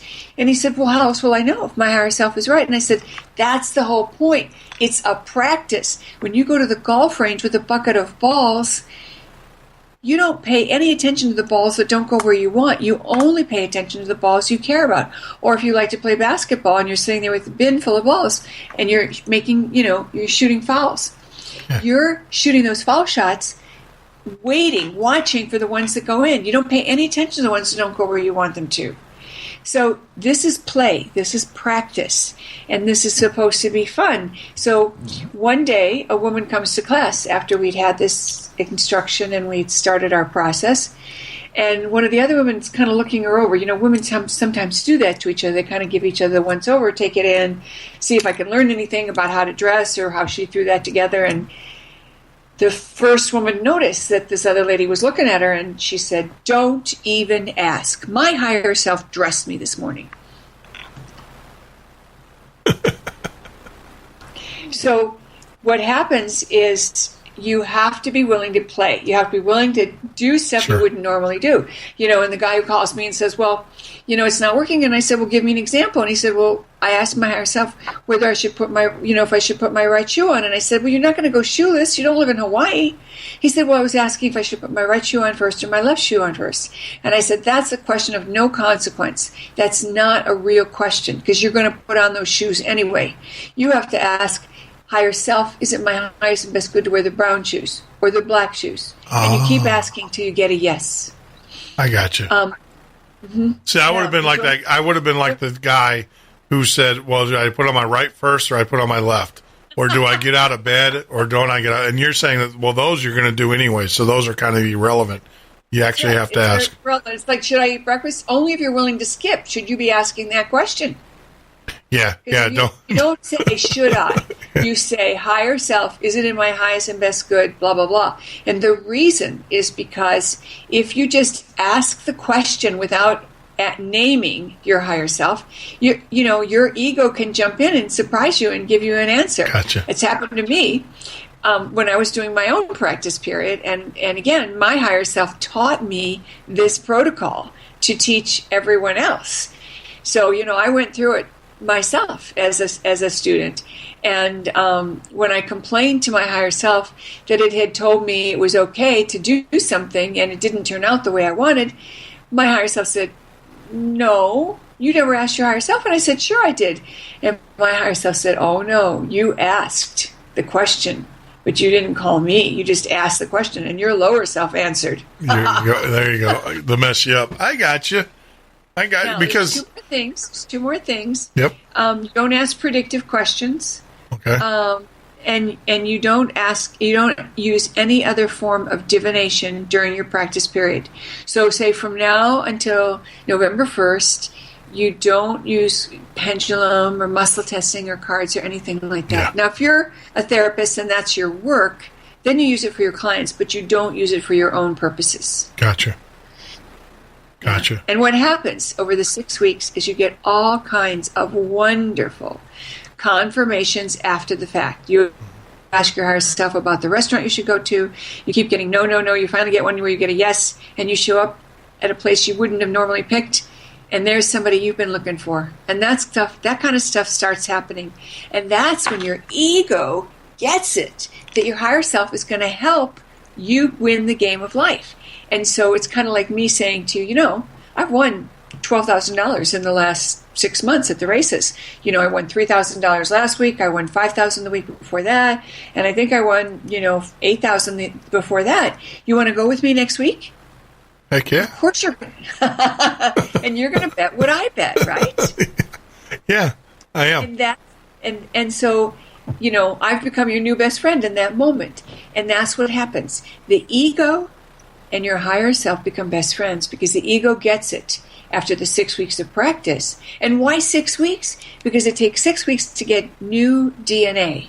And that's straight out of a book written by Donald Edelstein, who is a chiropractor who developed the whole network program. Mm-hmm. And he explained how we all get new DNA every 6 weeks. So it makes sense that in 6 weeks' time, you will be so comfortable with your higher self symbols or signals that you could be in bed with someone with your clothes off and ask, is it okay? And if your higher self said no, you'd be able to hear the signal and get out of bed. It's kind of like a detox period, the 6 weeks. It's getting all the junk. You could call it a detox, but it's really meant to be playful. And detoxes aren't always playful. That's true, too. And you know, it's really funny because I'm definitely I'm with the program, so I'm gonna tell you I'm definitely gonna go through this. I already, you know, you talked about food. I love food. I'm a foodie, and so you're sitting there, and I'm already hearing the voice say no. No, you don't need that. Well, you don't need that. I think if you really want some food that's put in front of you, don't ask. Just enjoy it. Because you're not going to be asking about stuff that you care about. And it's just like people who are smokers, I always say, please do not ask your higher self during your practice period if you should quit smoking. Yeah. That's like a bad idea. Because if your higher self says no, well, then fine. But what if your higher self says yes? Mm-hmm. Are you ready to quit right this minute? And besides, that's more stress to put on you. And you're supposed to be playing. You're supposed to be really playing. And part of the playing is to see what happens, to be surprised. You know, one time my higher self told me, it was kind of a rainy day, and I asked, is it my highest and best good to carry an umbrella? You'll notice I didn't ask, is it going to rain anymore today? I just asked, am I to carry an umbrella? Yes. And then I had two choices, the collapsible umbrella or the cane umbrella. Nope, take the cane umbrella. I never once got rained on, but I did trip on the sidewalk, and my cane saved the day. Gotcha. And then there was the time that I was dating a man who I really loved. And he and I were apart for a while he was doing a project, and he was off-site at a construction site. And I kept getting messages that he was with someone. And so I asked him, I said, you know, is there any possibility that you're seeing someone else? Oh, no. And I said, are you sure? And no, of course not. And then a couple of days later, I was giving a presentation to a very large audience.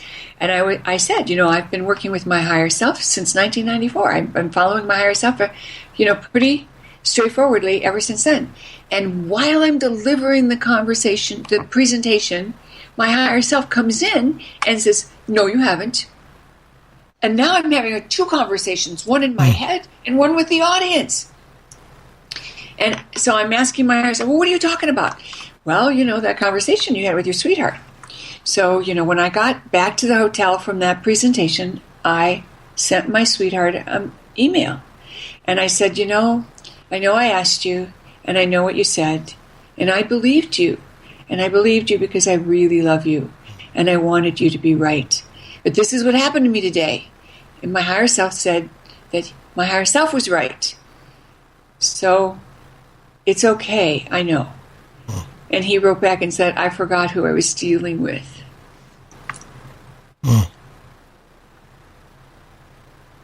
Wow. Sometimes you got to be careful that like you said, you know, be careful of the questions you ask because you might not like the answer. Well, I think it was important because, you know, someone like me who is doing spiritual work, not only for my own benefit and my own students' benefit, but also on behalf of the planet, it's important for me to stay in integrity. And I would not judge someone if that happened. I was simply looking for clarity because I was getting the messages and I was trying to make sense out of the information I was getting. So, and that's the thing, you know, when you get that connected, each of us benefits, even if it hurts in the moment. Like the time my higher self told me to do some healing chant work, and I started to do the healing chant work, and I started to weep like I had this huge loss. And then, you know, in that process, I was thinking about my children, and it was the first year that I wasn't in Wisconsin with my family for Christmas, and I had told the boys that I would fly home. You know, they were all adults, but I still wanted to be with them. Yeah, absolutely. I'd fly home, you know, in time to do the family Christmas with them. And I kept reminding each of them by email, and I never heard. So then I finally thought, well, I'm going to just call my ex-husband in the morning. So I called him the next morning, and he said, no one told you. We got together last night. and I was doing the healing work real time.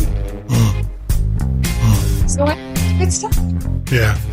Well, let's talk about that. Let's talk about how we deal with those circumstances when we get back from the break. So we're going to take another hard break, and when we get back, we're going to talk with our very special guest, Maureen St. Germain, as we progress through the evening. You're listening to the Midnight Ocean Radio Show and Podcast. Midnight Ocean with Jeff Norton on the Paranormal State Radio Network.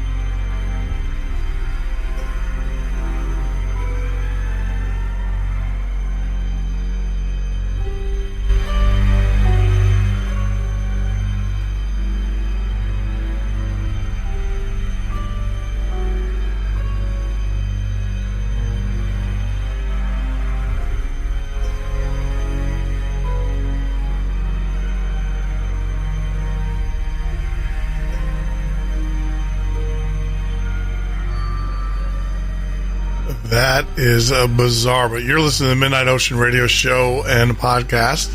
Mercury definitely is in retrograde tonight. I don't know what happened there, but our computer system decided that it was going to stop work. I am telling you, we every time I have these types of shows, Maureen, I have these types of issues.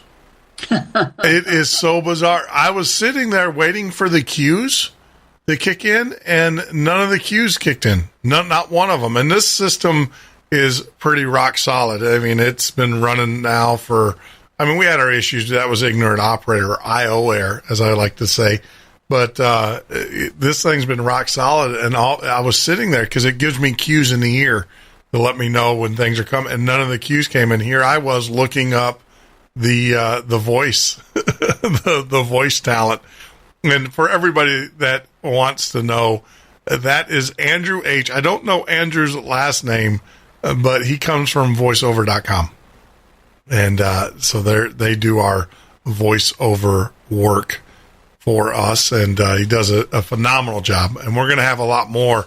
You're going to hear a lot more of him in the coming months as we start get our syndication process goes, because what we do is in the radio world, we use the reason why you want to use a deep voice, there's a 26 megahertz a tone that goes along with that tells the radio stations that you're going to commercial.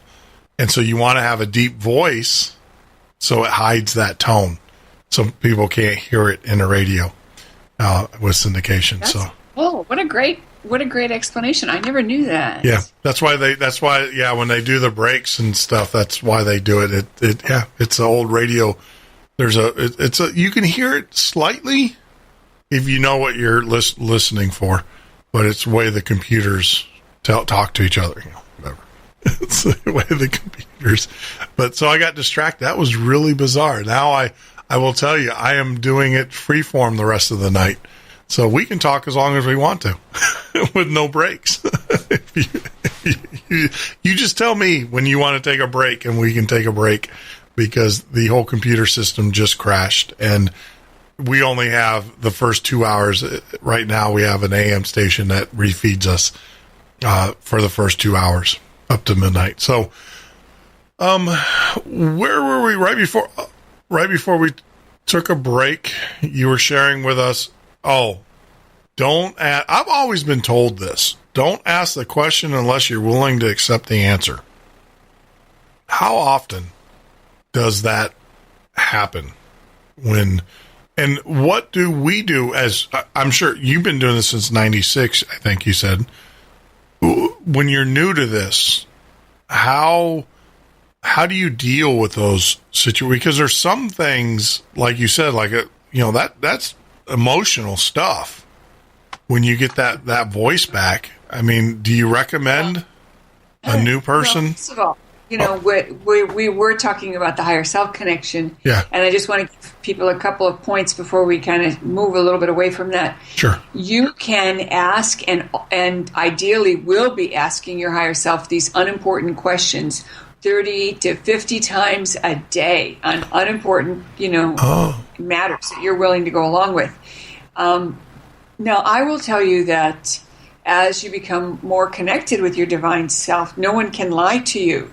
And so I know you mentioned the difficult things, but life, as you know, comes with its highs and lows, just like the ocean. Okay. And so, we get the good times and we get the rocky times. We get the seasons, where everything's going really well and we're really happy and joyful. And there are other times when we're pulled back, we're grieving or we're dealing with loss. And the thing that I know from all of the spiritual work that I have done is that we are not meant to replay the emotions that we have felt as much as we do.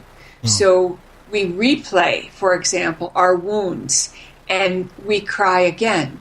And that's may be useful in the moment, but it doesn't serve us to keep going back and replaying it. And, that's how some kinds of mental illness, kind of get their status or their structure, is from replaying wounds, and then they make kind of a groove in our consciousness.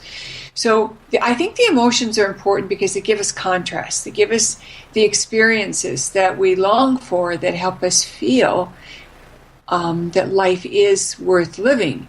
But sometimes life is still filled with sadness. Sometimes life is filled with awesome experiences. And no one likes it when they discover that, someone is not being honest or faithful. But, we each have lessons that we are choosing to experience.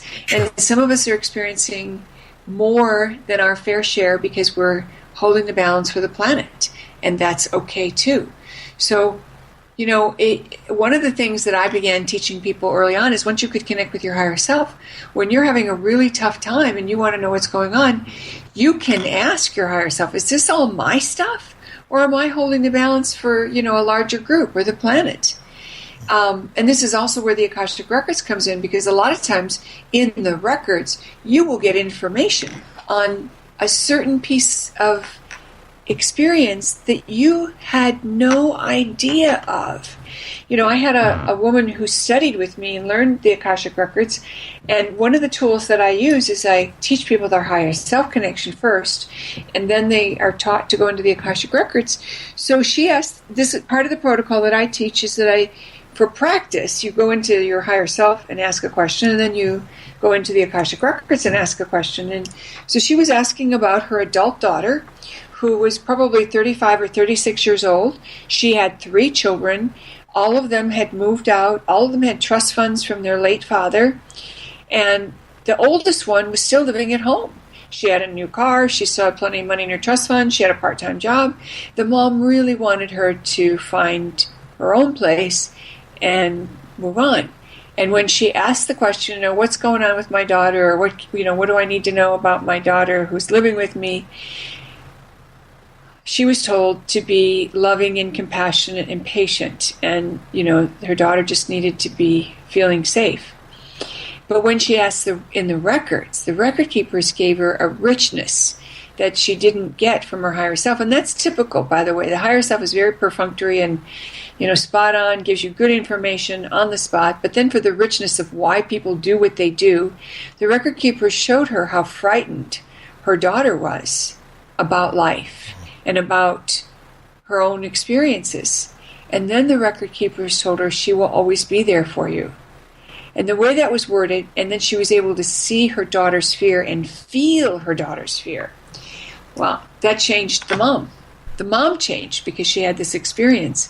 And she was so much more able to be compassionate and loving.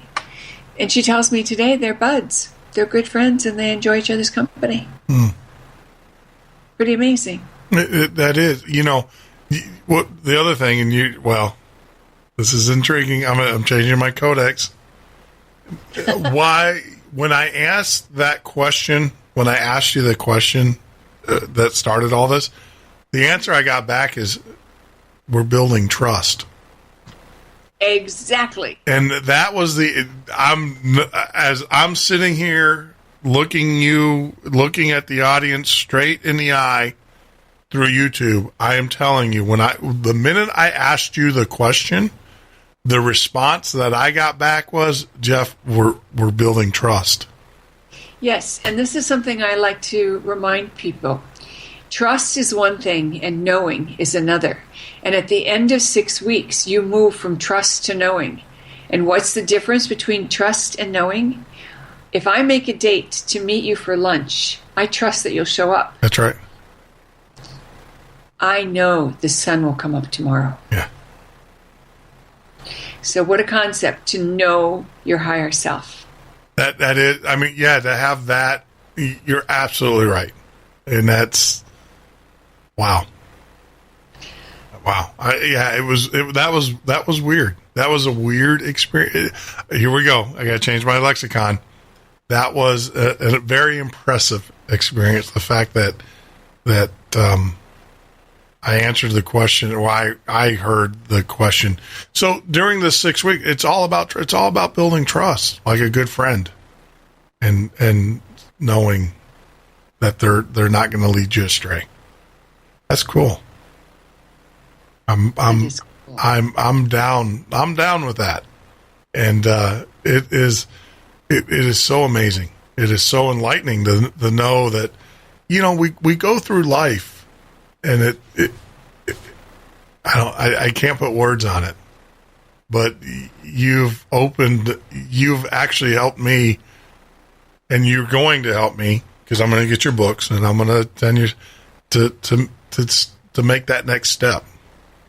And it's pretty cool to know that to get out of the, I don't want to say self, but to get more into the self, into the messages that our higher power or our higher self is telling us. I just had that experience. I don't know if I'm at a loss for words, and I'm very rarely, for those that know me, know that I am very, I'm at a loss for, I'm sitting here going, that message that just came through, I don't want, because I'm changing my lexicon, but the old Jeff Norton would say that just freaked me out. But it didn't. And the new, I'm enlightened. I'm like, you mean I've been going through this? I want to gather all my children up, my 3 daughters, and my grandkids are too young to understand it, and say, look, we gotta start listening to ourselves, and first discover who our self is, and then our higher self, and then start listening to it, because this is an awesome feeling. It really is. It really is. And it's like I just got electrocuted. Like, not in the sense that, please don't think I got electrocuted, but that feeling, do you run into this a lot with people, newbies, people that are like myself, maybe on the hedge or on the fence? And I'll tell you, I hear a lot of, doing these shows, I meet a lot of people, and I hear a lot of things, and there's that little meter that goes up and goes, but I can tell you, this experience, you sold, because it's sold. I mean, I am definitely, it's bizarre. It's really, and I got stuff to share. I'd like to share a couple of really cool things. Yeah. Now, I have, in addition to all my books, I have lots of blog posts that a person could read and really get some good information. But I want to tell 2 really wonderful synchronicity stories that kind of really bring home, this experience that you're having, and also brings home the new way that we're all going to be living. And that is from a place of absolute surprise and delight and oh my gosh. So the first story is about a man who showed up at a workshop when he was 21 years old in Madison. Okay. And I was teaching in my home at Christmas time. I always taught 1 class a year in my home. And through a complicated series of things that happened, he ended up driving to Kenosha with me, and he said, he wrote me recently, and he said, I did this when I was 21, and it was such a profound experience that I always remembered you as one of the most spiritually enlightened teachers I have ever met. And a couple of weeks ago, I started, remembering you and thinking about you. And I thought, well, let me go to your website and see what you're doing. And I saw that you were teaching in Taiwan. And I'm living in China. So I'm thinking I'll come to Taiwan and take your class. Mm-hmm. And I looked at this email and figured out when it was. That was 12 years ago.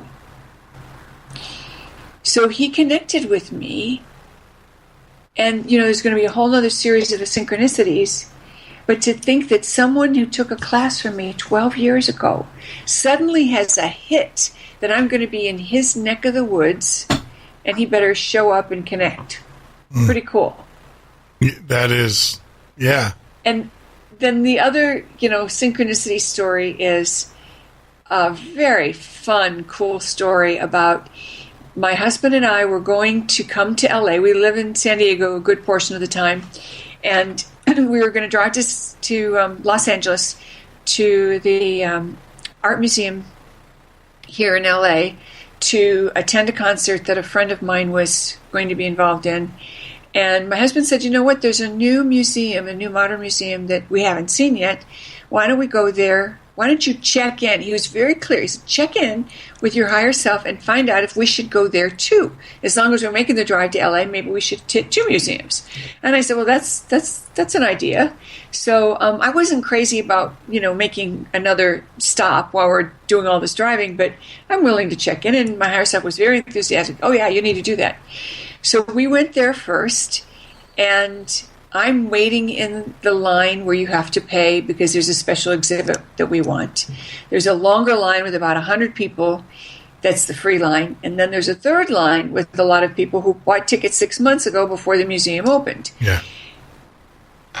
A lady comes from this long line of pre-sale tickets, walks up to the line I'm in, and she says, does anybody here need a ticket for early entry? I have 2 tickets for early entry. Nobody says anything, so I speak up. I said, well, I'll take them. And she kind of dismisses me and says, oh, well, it's for 2, though. I want to give it to somebody for 2. And I said, I'm actually 2. My husband went off for coffee. I'm holding our space in line. So she says, well, you have to come back and stand with my family because it's on my piece of paper here. And I said, okay, no problem. So I go with her and we chat for a little bit. I got a very clear message. You need to connect with these people. So I chat with them for a few minutes. And after a little bit, I think, I better go see if my husband's come back. So I go back to where I was in the line. I talk to the lady behind me. No, she hasn't seen him. So I head back. When I come back, the lady says, here, you better hang on to this. I'm going to go check something out. And I look at the name on the tickets. Mm-hmm. And it's a very long German name. And it's the same name of a family that my parents were best friends with when I was growing up. And so I said, this is a very interesting name. I used to know somebody with that name, but they're from Ohio. And the man said, well, we're from Ohio. And the older woman standing next to him, his mother, looked at me and said, are you Maureen? Wow. So she is still friends with my mother. Both of the husbands have passed away. They've stayed in touch. They've occasionally visited. We hung out in the museum. We had a great visit and a good time. At the end of the time, I was waiting for my husband to come back, and the older woman, Pat, walked up to me and she said, Maureen, I've been trying to think about this. Do you know when the last time I would have seen you? And I said, yeah, I've been thinking about the exact same thing. And as near as I can come up with, it would have been 45 years ago at my first wedding. Wow. Wow. I mean, that's, yeah, that's. So we took a picture and sent it to my mother. So, it was really funny you say that. I was thinking about my grandmother. My grandmother, who, like I said, the one that just passed, she could go anywhere, very well documented amongst family members. She could go anywhere in the world and bump into someone she knew. No, I mean, no joke. We were... So you come by it honestly, too. There it is, right there. What's that? Skipped a generation.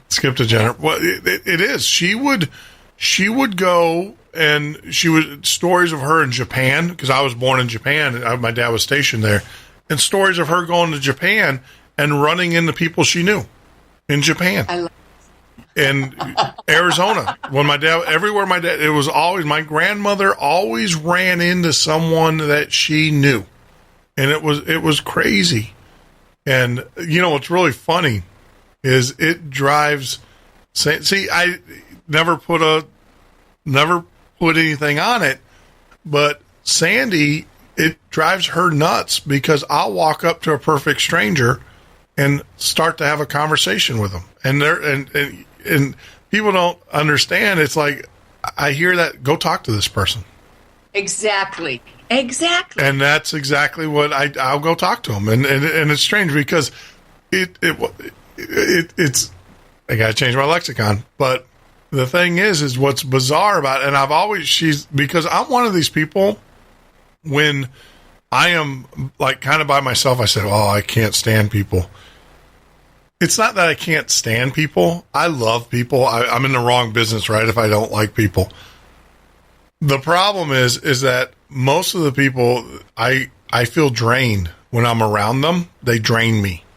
And it's just like, it's that energy thing.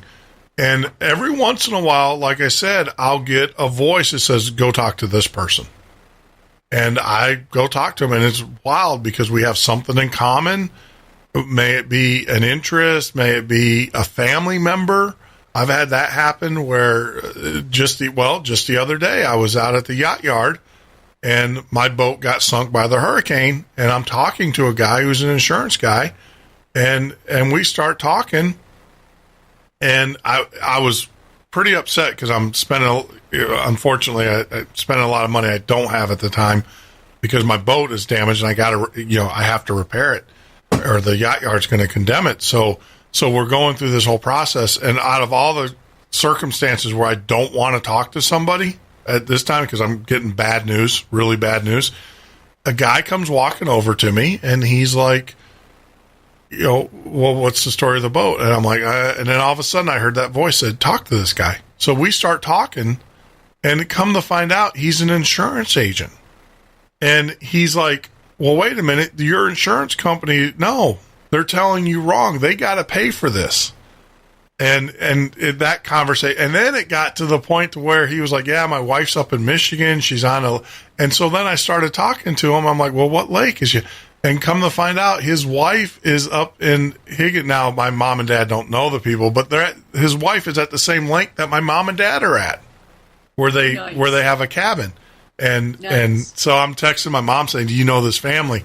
And she's like, no, I don't know them. But it was just that whole synchronicity, though, the fact that here I am, I'm dealing with an insurance company. They're giving me one story.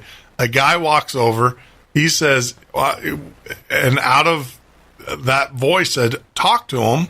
Had no idea who this guy was. Didn't know we started talking, and come to find out he's an insurance guy. And he gave you good advice. And he's like, tell them this, and this. They have to cover this, and this. No, don't let them, don't let them. And he's giving me the advice, and then come to find out his wife's at the same lake that my mom and dad have a cabin at, vacationing. Who knows? They might bump into each other, right? That might be the whole storyline there. But then right before he left, which was really bizarre, he turns back to me and he says, are you going to restore it?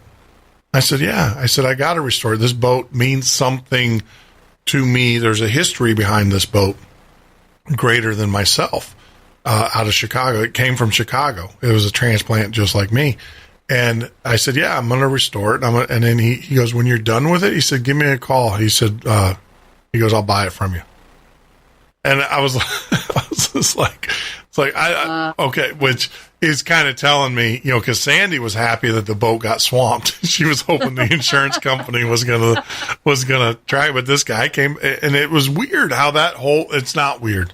I get it now, because you're saying that voice is saying, look, you got, and my life's been like that all throughout. Sometimes I listen, sometimes I don't.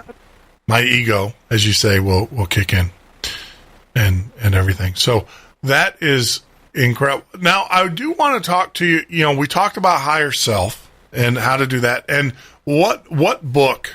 You have several, and you are an Amazon bestseller writer. So, what book should a person start out with before they, of course, can attend your seminars? Hey, guess what though? Before you answer that, guess what just started working? The computer. This is awesome. There you go. I was going to say, this is awesome. The computer just cued me, and of course it kicked in. Cool. So let's take a break, and then when we come back, let's talk about where we start as far as books go.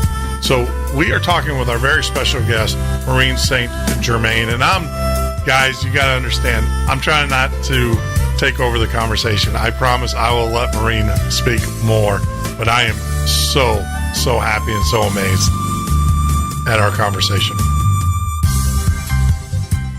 This is the Midnight Ocean with Jeff Norton on the Paranormal State Radio Network.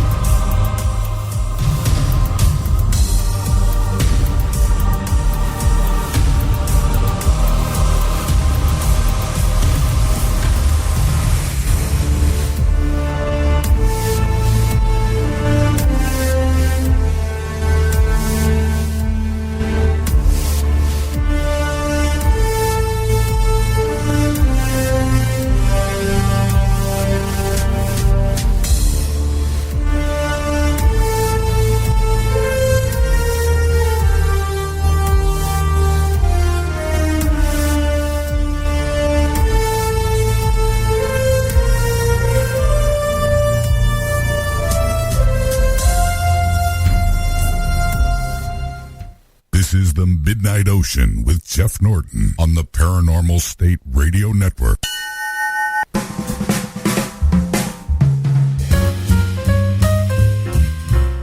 That is...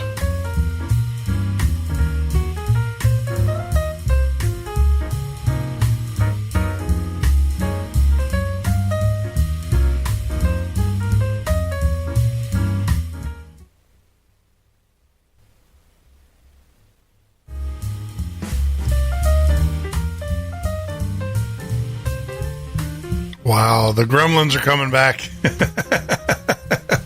So that was bizarre, highly bizarre, but That's right, Andrew. You're listening to the Jeff Norton of the Midnight Ocean radio show and podcast. As you guys are probably watching me on YouTube going, what is he doing?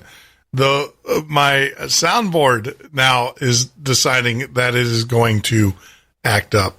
But that's okay, because I was told I can't get a new soundboard until this one blows up. So maybe it is blowing up and my wish will come true.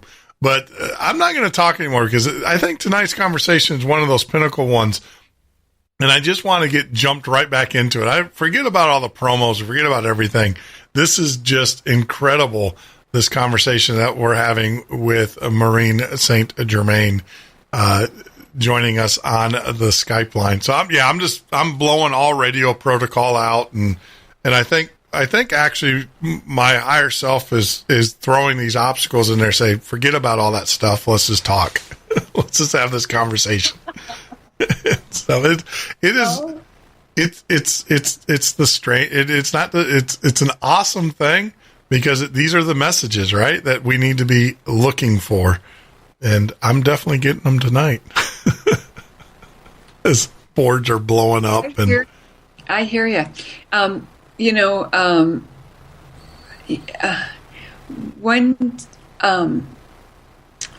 I have a lot of tools to help people, meditations, guided meditations, where you insert the trouble that you're in and help heal it that way. And lots of programs, to connect with your divine self and heal your beloved or get your home to sell. I mean, I have just tons of things, and all the things, started out as, what did I need? Yeah. So, you asked me the question, what should someone start out with? And I'm surprised that I'm being guided to tell you that a lot of your listeners might be happy with just a guided meditation. And there's a couple of different guided meditations to the archangels. And the first one is meditation to the archangels, and it takes you through the biblical references of the archangels, which is kind of nice, and also teaches you, the 7 archangels and what they're best known for, and so you know who to call. It's like you don't go to a podiatrist when your back hurts. So, and then there's another angel meditation that it's called the 7 Archangels and the Wheel. And all I can say is it's a really fun, eye-opening, entertaining experience with the 7 archangels. Okay. And there's lots of other kinds of meditations. There's, like a 15 or 16 of them. And then the books, I have a book called Be a Genie, and that's how to manifest. But it's way more than that, because it takes you through the sacred geometry. It takes you through some quantum physics and explains a lot of things that a lot of places kind of expect you to understand. And I take people through step by step. And that book was written and then rewritten about 26 times. It was accepted for publication, and then the publishing house changed their mind, and they had lost some funding, and so they had to pull the plug on somebody, and I was a 3-book deal. So that went to the back burner, and another book got published first, and that's called Beyond the Flower of Life. And that book is a follow-up book to the work of the MerKaBa, or the Flower of Life meditation. Gotcha. Very powerful set of tools in that book for anybody who wants to do any kind of meditation, not just the MerKaBa. And that book has a great deal of detail about the higher self protocol that we've talked about. Okay. In 2 chapters. And then that book's got a ton of information on, soul growth stuff and how to heal some of the things that might be going on for you. And then my current book is called Realities of Creation, and I have several co-authors on that book, but my chapter is exclusively on the higher self connection. And that's a nice place to go and get a book, because that's a new book that's out now. All my books are on Kindle. There's also a great book on clearing entities and energies, which we haven't even touched on. Yeah. Yeah, so there's a lot of stuff out there. Well, you don't think of yourself as prolific until you start listing everything you've done. And go, wait a minute, I guess there is a lot out there. Oh no, I can tell you, you've got a lot. I mean, it's kind of like when I was reading and doing research and everything, I was like, where do I even begin? I don't, because your field is, I mean, and I can understand that it comes from almost like a shaman. I would say, here we go, mystic. I'd almost say a shamanistic kind of background, to the fact that you cover so much in your practice, in a sense, like you said, how to clear entities, how to the archangels, and talking about those. And we talk about sacred geometry. Now, I do want to ask you, because I'm fascinated, when you talk about sacred geometry, are you talking about like Fibonacci's numbers and things like that? Sacred geometry, what does that comprise of? Yeah, I sure am talking about Fibonacci numbers and things like that. Okay. Practically everybody's heard of pi, which is the sacred number of the relationship between a circle's radius and its circumference, or the radius and the area of a circle. And there's formulas where you use, like 2 pi r or pi r squared, depending upon which formula you're using. So it's an irrational number, and it is the relationship between the radius and the circumference. And the early geometers really relied on the understanding of this concept, because it really caught them by surprise when they finally figured out this relationship, because it's irrational, meaning that it never divides evenly, and there's always a remainder. And what happens when you start working with this, you find that there's a couple of areas that you will see these relationships repeated over and over. And it turns out that there's a very powerful relationship that's repeated all throughout nature, all throughout both organic and inorganic matter, and that's the relationship created by phi, P-H-I, and it's similar to pi in that it's an irrational number, but it's the relationship that you find in the Great Pyramid. It's the relationship you find between the turn of leaves on a plant. It's the relationship you find in the Great Parthenon. It's a relationship you find between Mars and Venus and the Sun. It's the relationship you find of the bones of the body, the DNA. And it's also the relationship that we used to build that very sacred geometry meditation known as the MerKaBa. Mm-hmm. So this was my love, and I was one of those interesting birds who in geometry class, I could have slept through the class and still pulled straight A's. I loved that work, and I'm totally convinced that I probably had another lifetime where I was, in the Pythagorean school, because I just get this stuff so easily, and I see so many connections. So now I'm going to be playful with you. You seem to like these mysteries, but I will tell you that it's a known fact, the Fibonacci sequence, which is this lovely sequence that you add two adjacent numbers, and you get the next number, and it continues on. So you start with one. Hey, Maureen, this is Jeff. I just want to let you. Is your computer overheating? Because I heard the fans kick on your laptop, and then and like your voice, you're breaking up really bad. Oh, dear. Yeah. Oh, dear. Do you... Well, let's see. What can I do? Let me see if I can kick out a CD. Maybe that's causing it to overheat. Okay, let's try it now. Yeah, let's do this. If you want, if you want to reboot, that usually solves it. If you want to disconnect, I don't want to say stall, but let's do this. Let's disconnect. And then if you want to reboot, you can do that or reconnect. Yeah, because it's like I want people to hear this, because this is very important, and it's kind of bizarre that it's happening at this place. But you're breaking up really, really bad. So let's do this. Let's disconnect the Skype. Why don't you go ahead and reboot? And then once you reboot your computer or whatever, that cleared out, then just call me right back. And then I will do the tap dance, because I do not want people to miss this. Okay? All right. So there we go. Maureen, we're having a little bit of technical issues and stuff, but yeah, this is very important. I think that you guys hear this. I know where she's going. And let me tell you why. Two of the most fascinating classes that I've ever taken was the history of pi. That's right. I actually took a class, a college semester class on the history of pi. And the other thing that I took a class on was zero. The concept of zero, which, believe it or not, is a modern day concept. Well, when they say modern, it was, it's a modern day concept. It goes all the way back.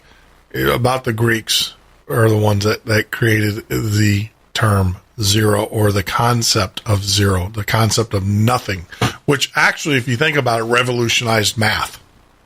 Think about it. Go back and think about how math would have been if you had zero, nothing, the concept of nothing. And that was what was pretty cool. So we will see if we can get our guest, Maureen J. St. Germain, back on, and let's see if we get a better audio here. And like I said, I know where she's going. Maureen, are you there?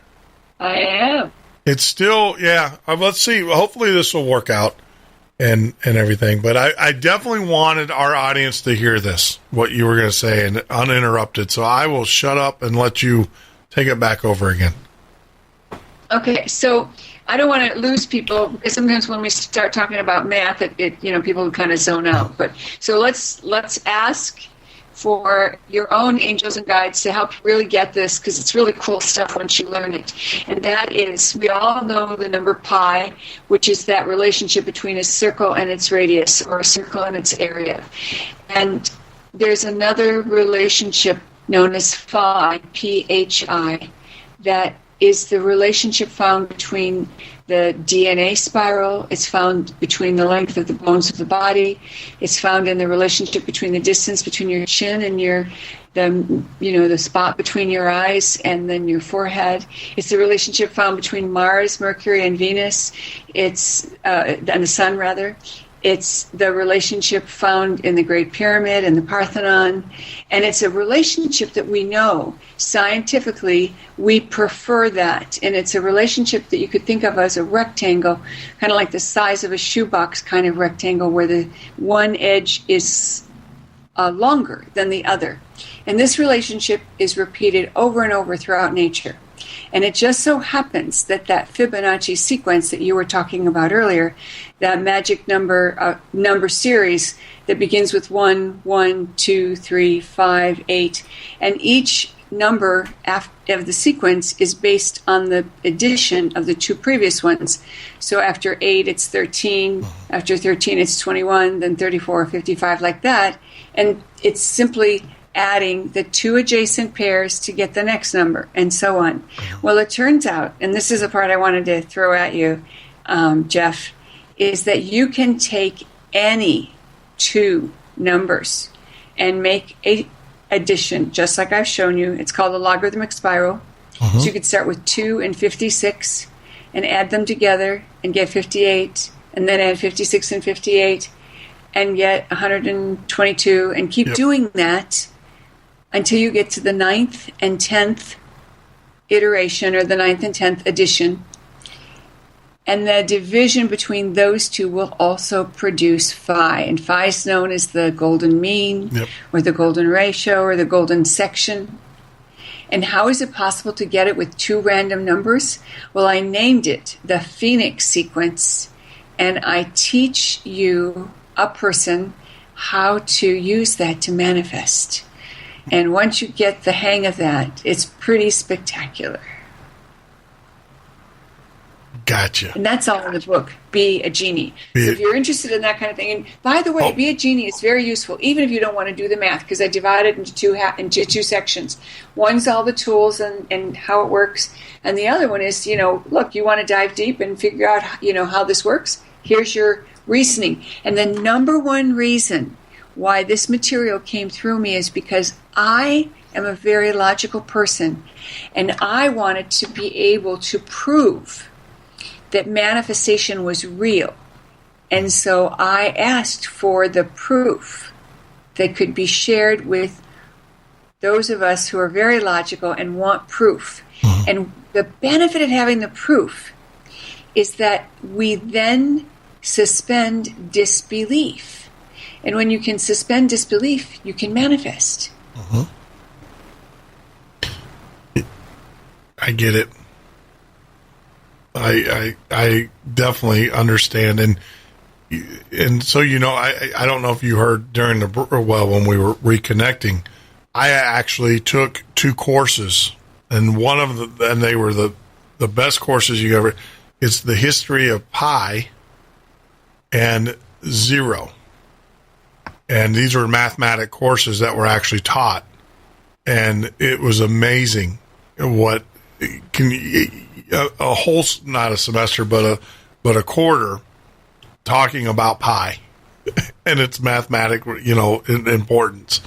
And it was just an incredible course. And also then zero, which was the other one.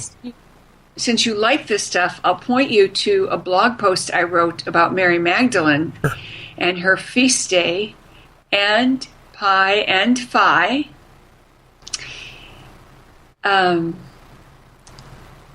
It's you can just Google Maureen St. Germain and Mary Magdalene's feast day. That'll give you the post. I mean, if you want to put it in the chat room, I can put it back. I can put it up. But no, go ahead. Okay. I'll get it.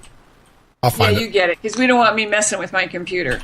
Yeah, that's true. It's not hardwired in this moment, so we want to have the connection stay good. So the cool thing that I figured out, and this is not anywhere, no one has ever printed this anywhere that I know of. I feel like I'm the one who caught this little gem. The Phoenix sequence is also my invention, my creation. Mm-hmm. Although there is one other author that claims to have discovered it, but he was one of my students, and he also named it the same thing, the Phoenix sequence, which is hilarious, because if he was going to create something new, why did he use the same name I gave it? Anyway, this particular blog post explains who Mary Magdalene is, because her feast day is July 22nd. And in Europe, they write the date first and the month second. So then 22/7 is the same as the mathematical representation of pi, 22/7. And in that course you took, you probably learned that. That's what the ancient geometers used to represent pi. That, that magical number that relates to the radius of a circle. And so her feast day, and then her number, her name adds up in gematria to 153, and it is 265 over 153 that produces the relationship found in the vesica piscis, that almond shape, also known as the mandalora in art, or the vulva or gateway. Mm-hmm. And so you get the intersection of those two with her name and her feast day. So where do you find her? In the center of it. It's so cool when you start to look at it like this. Yeah, I found your course on Mary Magdalene, but I did not find the actual. Well, there's a reprint. Someone, I guess, reprinted your thing, but we'll get that. I mean, we'll get it posted up there, because I think it's important for our listeners to if have. Somebody reprinted it, they're plagiarizing because they didn't ask. Yeah, someone reprinted it out. Well, I'll go. Well, you know what's really strange? When I went to it, I had to close it down because it wanted to install a JavaScript application on my computer, which is a no-no. It's someone I think that is using your story to lure people in to infect their computer, unfortunately. Yeah, so let me see if I'll pull this back up. Yeah, it's highvibrationliving.wordpress.com. I know who that is. No, that's someone I know. That one's okay. Well, if you just Google Flower of Life blog with hyphens, so the word flower hyphen life hyphen of and hyphen blog, Flower of Life with hyphens. Okay. It should. Coal beans. I actually can put my fingers on it pretty easily if you don't get it, because it's pretty fun. So anyway, the sacred geometry stuff is very amazing, just amazing.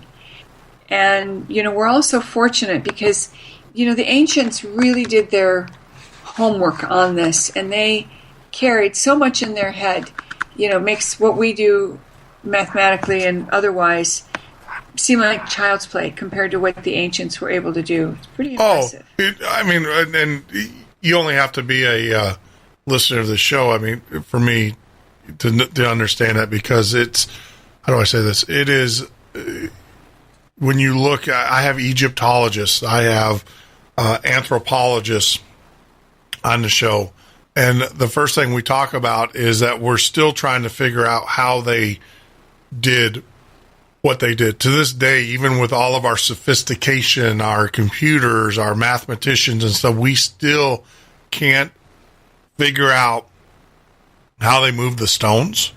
We still can't figure out we understand the geometry, but we don't understand how they could get it that precise in their building methods. And it just goes to show me that they were divine, that there was a higher order there that was directing these individuals, these cultures, these societies.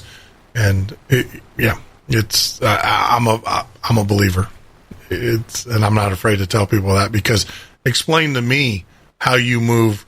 Like, I think one of the examples, right before I gave the show, before you came on, I was talking about how the capstone for the pyramids in Giza, or the foundation stone, they've already said if you take 20, it would take 20 of our largest ever man-made cranes to move that block of stone in its position. And the fact that they laid it precisely and, perfectly, is just, like I said, you're dealing with beings of a higher order. There's no doubt about it. And I'm a firm believer that I think we actually, as we go through life, we're actually, I don't want to say becoming dumber, but we are moving our intellect from a higher self, as you talk about and you write about, to more of a technology. We're getting, how do I want to phrase this? And you tell me if you agree with me or not, and it's fine if you don't. And your higher self will tell you to agree or not, I'm sure. But my thing is that, we're getting outside, with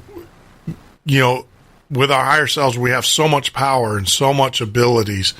And the problem is because of all the distractions with technology, all the distractions that are put in our world today, we're getting out of that self. We're distancing ourselves even more so from ourselves. I mean, is that a fair statement? Am I learning? Well, I think there is what I will call a shadow part of our reality that would prefer us to be dumbed down. But I also think that when you have the higher self connection, when you do this work, you can't be fooled anymore. So even if, society's being pushed or prodded or encouraged to behave badly or to not be using their brain like they could, then when they do the spiritual part, they hook back up to their divinity, and all that so-called programming is like a smokescreen that just kind of falls away. So aside from the obvious benefit, okay, I'm going to be reminded to come home with flowers even if I did forget that it was the anniversary. Aside from the obvious cool benefits like that, there's the secondary, deeper, richer benefit that means what's really going on. And you see through the charade, however you want to call it. You see through the machinations of news that are manipulated. Mm-hmm. And you're not alarmed by it because you're connected to God. So nothing scares you like it might have otherwise. Even when you know you need to do certain things to be safe, or to take care of yourself or your family, you're not in fear. You know, when I was in Hawaii and, you know, Fukushima happened, there was a tsunami headed right for my hotel, and my hotel was right on the ocean. And I had a group, and the hotel, it had to evacuate all the guests. And so, you know, my group was gathering their things, and we were going to take, you know, one of the vans that we had up to high ground. And my group was getting a little, I would just call it survival mode. Mm-hmm. And I stopped them, and I said, no, wait a minute. We're going to stand here. We've got time. We're going to stand here and put our feet on the grass, barefoot, connect with Mother Earth, send unconditional love from your heart to the earth through your feet, and send it down, down, down. And we kept going down, and then all of a sudden I could feel the tsunami itself. And I said, I can feel the tsunami. Can anyone else feel it? And everybody said yes. They were like, oh, wow, just like you were earlier about the higher self connection. Oh, wow, we can feel it. Oh, wow, oh, wow. And I said, okay, now send Mother Earth love. And, you know, let her know it's okay and can calm, and we can reduce that wave. So we were supposed to be hit with 12-foot waves. Mm-hmm. And we only had 9-foot waves.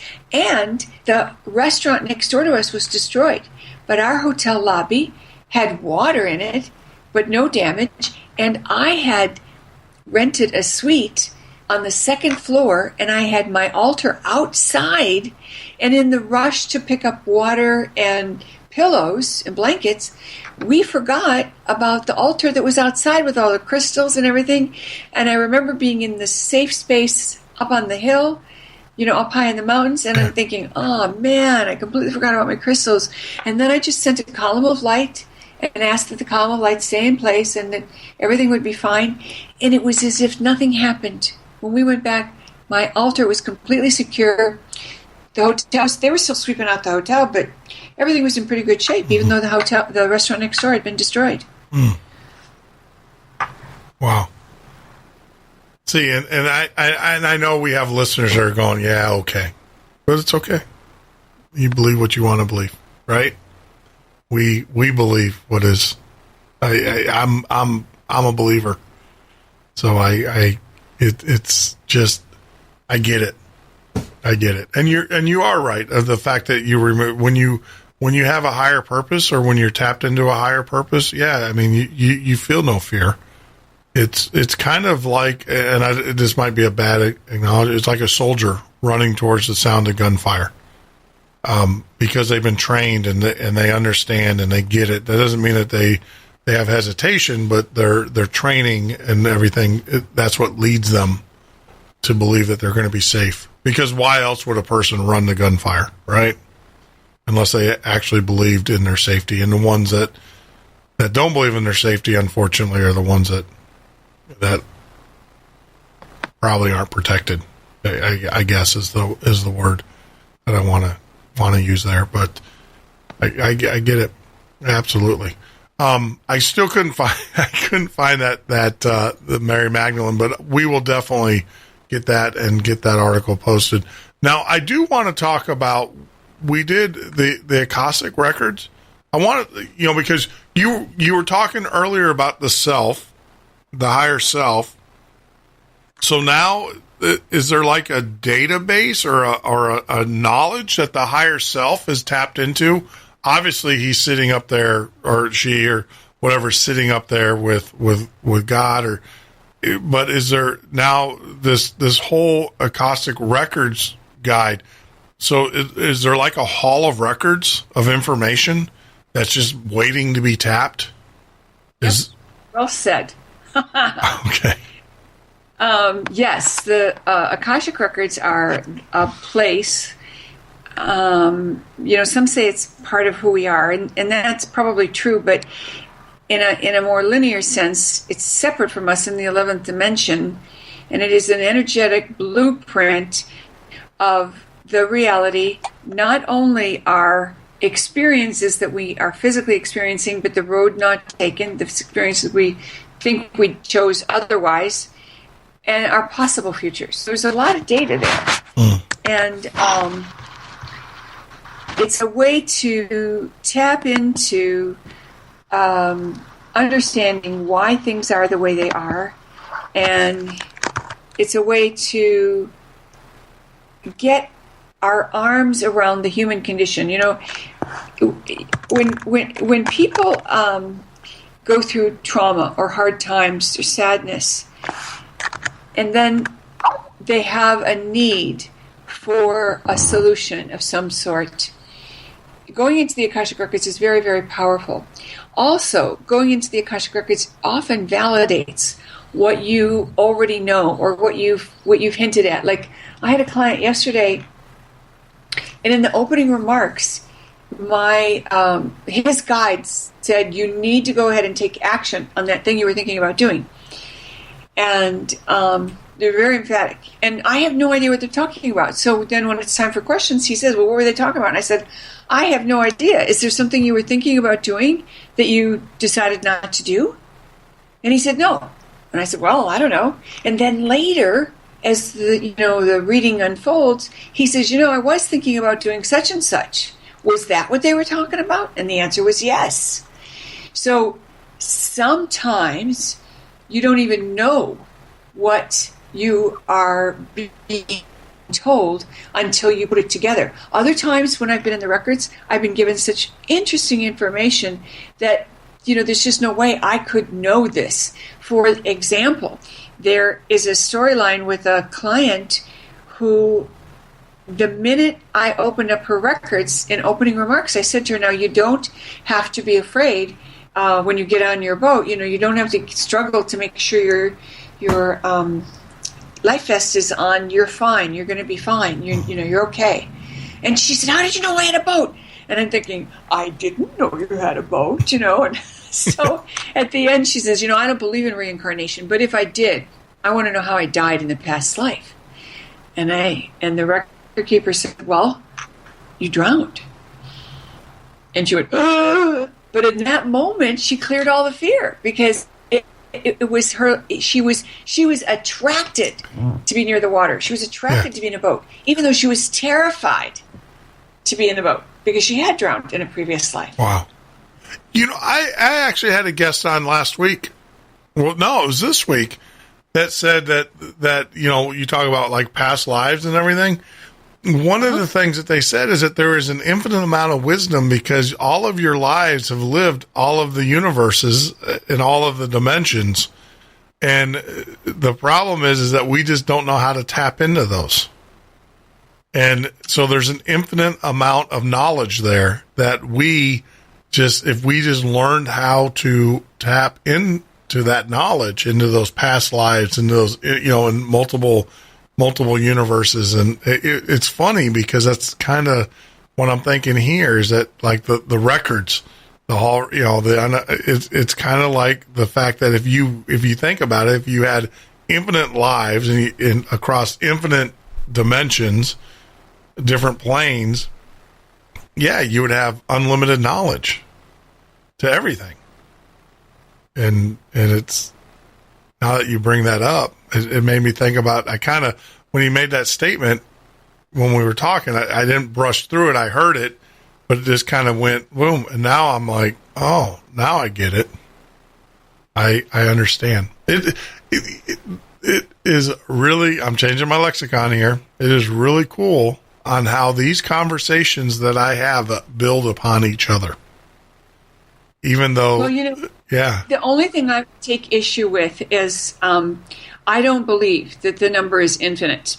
I believe it's very, very large, but I do not believe it is infinite. Okay. Infinite means something very specific, and I believe that there is a finite number of experiences that we have chosen to take, and that perhaps the permutations might go on seemingly infinite, but I don't believe they are infinite. I think there's a real limit. And in fact, I've even been shown that, every time we make a decision, there's 5 possible choices, 2 below grade, 2 above grade, and 1 divine choice, so to speak. So that divine choice gives you the higher self version or the aspects that would move you closer to your divine self quicker. But that's the typical scenario. And certainly I agree with your prior guests that we're all living multiple lives on multiple dimensions. And that certainly adds an element of experience that is a resource if we find a way to tap into it. Oh, yeah. I mean, yeah, think about it. You can, how do I say this? You can find that resource that took that job interview before you did and ask it, how'd that career turn out? 20 years from now. And I was like, well, yeah, you should have, you should have become a surfer in California. You would have been much more rewarded. One of those experiences, I had a very profound awareness of me in another dimension experiencing the road not taken. Yeah. And I asked my guides about it, and what I was shown is that the people involved were funding it with their energy because there was certain guilt that we all felt around our decisions. And so as long as we had a little bit of guilt on that, we were going to continue to fund the alternate version until we stopped feeling guilty and let it all go. And then it would just evaporate and cease to exist. But we had those experiences. It was very wild. Yeah. And I know there's a lot of people out there listening going, this, but like I said, I think to be honest, to be fair, they need to read your books, the Archangel books, go through the protocol, and be honest with yourself and give it a 6-month trial. What worse can you come out of at the end of the day? I mean, how bad can you come out besides just being at peace? and if it works out for you, which I'm sure it will, think about how better off your life is going to be from that point forward.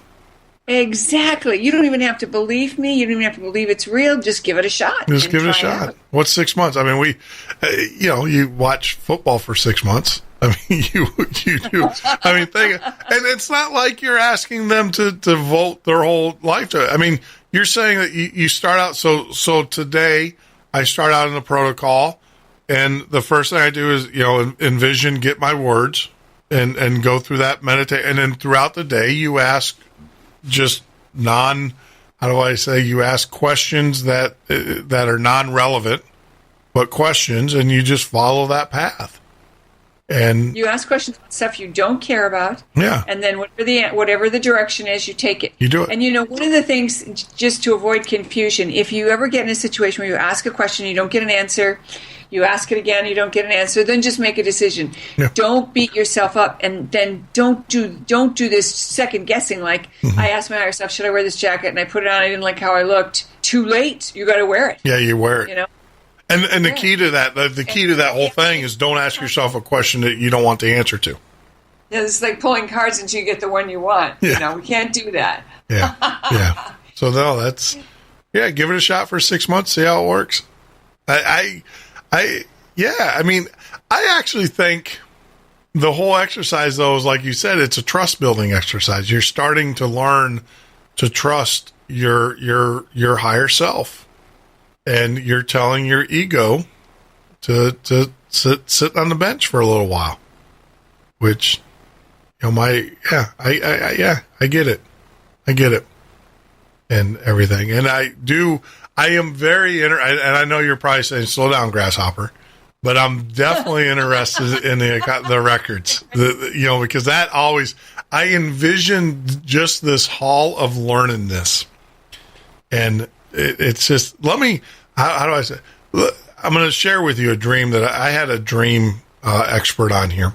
She was actually my second guest, my very first. Yeah, I know Kelly. She's lovely. So okay. We're friends. Yeah, she's lovely. Well, there you go.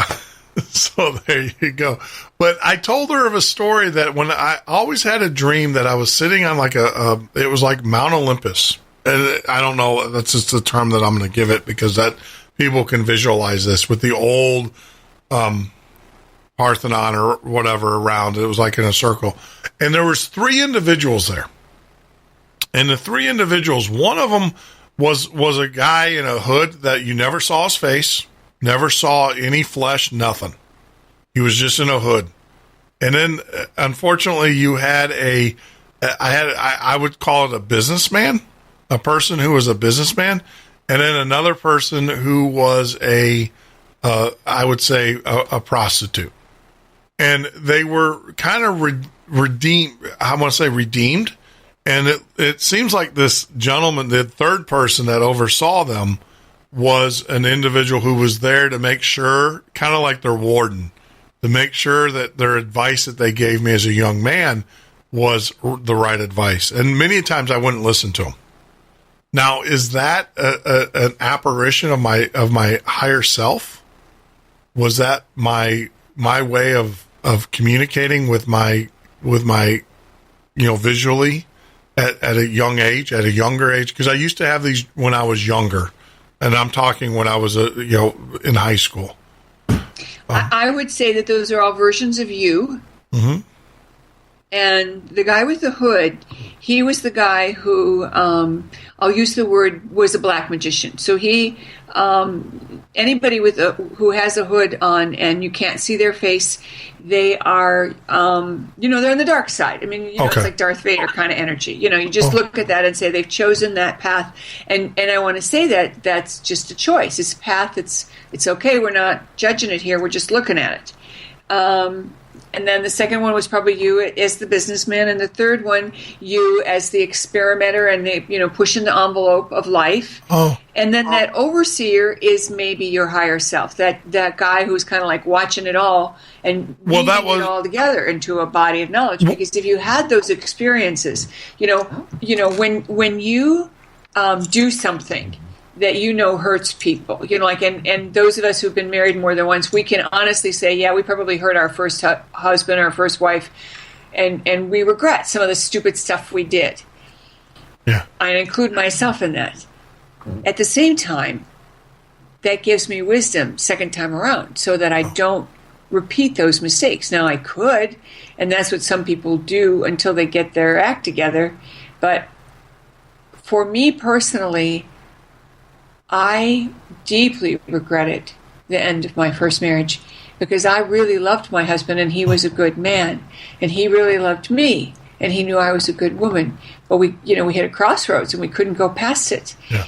And as we look at life, if we have an experience, sometimes we set up those failures, not because we want to pay a debt or hurt someone, but because it's time for change. And look at yourself. You described early in the show how you were sweethearts with your wife, mm-hmm. and then you both went in different directions and married other people, had families, and then reconnected, 20 years later, and rekindled the love that was always there. And so those other experiences gave you wisdom that make you a far better spouse to her than you would have been if you'd married her right off the bat. Oh, absolutely. She says that. She says that to this day. She's like, if we ever got married when we wanted to get married, she goes, we'd been divorced and we would be hating each other.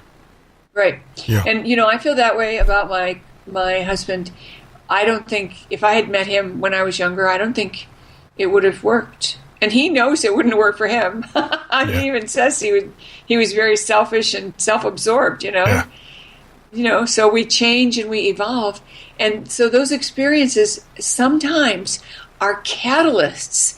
They're not necessarily karmic. Catalysts, not karmic. What a concept. Yeah. No, that I get you. I get it. Not everything is karma related, right? Well, it's all karma related, but some of it leads to it. Yep. Wow. Oh my goodness. I was able to send you the link. I got it. And I actually posted up there in the chat room for all those in YouTube, and we will definitely follow up on the page, on your guest page and everything. So, wow. It's just, I can't, there are moments in which a person grows. And I hope our listeners who listen to the show, maybe this might be a growth moment for them. I know for me it is. I definitely grew from this conversation. There is so much that, and please understand, it's, how do I say, I'm flustered because one of the things is I'm never at a loss for words, Maureen. I'm never at a loss for words. I mean, I'm in the wrong business if I ever get lost for words, but I will tell you this conversation has left me at times lost for words. And it's just amazing. It's kind of like, they call it the book of life, or the secret book, the president's book. And someone opened that up and said, here, you can read it. And it's kind of like that. It's kind of like all the secrets. And I understand that what you're teaching and what you're encouraging is the fact that this is all within us. It's all within every one of us. We have this ability to seek, to have a higher self and to have access to those records. I guess my question is now, my mortal mind kicks in and says, all right, so I am given this esoteric knowledge, as Brad Olson wrote in his book. I now know this. I now know something that someone else does not know. How do you keep that from being bad? Because that is an awesome setup. I mean, that's an incredible set of power to know this. I mean, have you heard of, is there signs, things where this can be used as evil, or does it go away if you start using it for your own good or for an evil purpose or to manipulate other people? Because if I know something about someone else, my human nature is to possibly use that against them. How do you control that? Well, what happens when you connect with the divine self, you become more of your divine self. Okay. So it's like by association, you actually become a better person. Okay. So even if yesterday you were inclined to misuse a piece of information about your friend, when you want something, when you start connecting with your divine self on a regular basis, that I'll call it that beautiful gold fairy dust rubs off on you and you become a better person. Okay. So your desire to misuse the energy is less likely to even be of interest to you. Okay. And that's really the key. Now, we could go through history and say there have been certain adepts who have reached a stage of mastery and then flipped. I mean, that's really the classic iconic story of Darth Vader. Mm-hmm. And certainly there are ancient masters who did flip to the dark side for whatever reason. So I'm sure it is possible. But at the same time, it's not likely today. And the primary reason is because we collectively, humanity is on its return home to God. And what I mean by that is we're all being bombarded with good energy that makes it easier to do and behave in a God-centered way, more so than we behaved that way 2 years ago. And if you think back, even 2 years ago or 4 years ago, about how people treated each other on casual interactions, you start to, notice, 2 years ago people weren't that nice. Or maybe they're so much nicer now that you've forgotten that people weren't sweet or kind-hearted.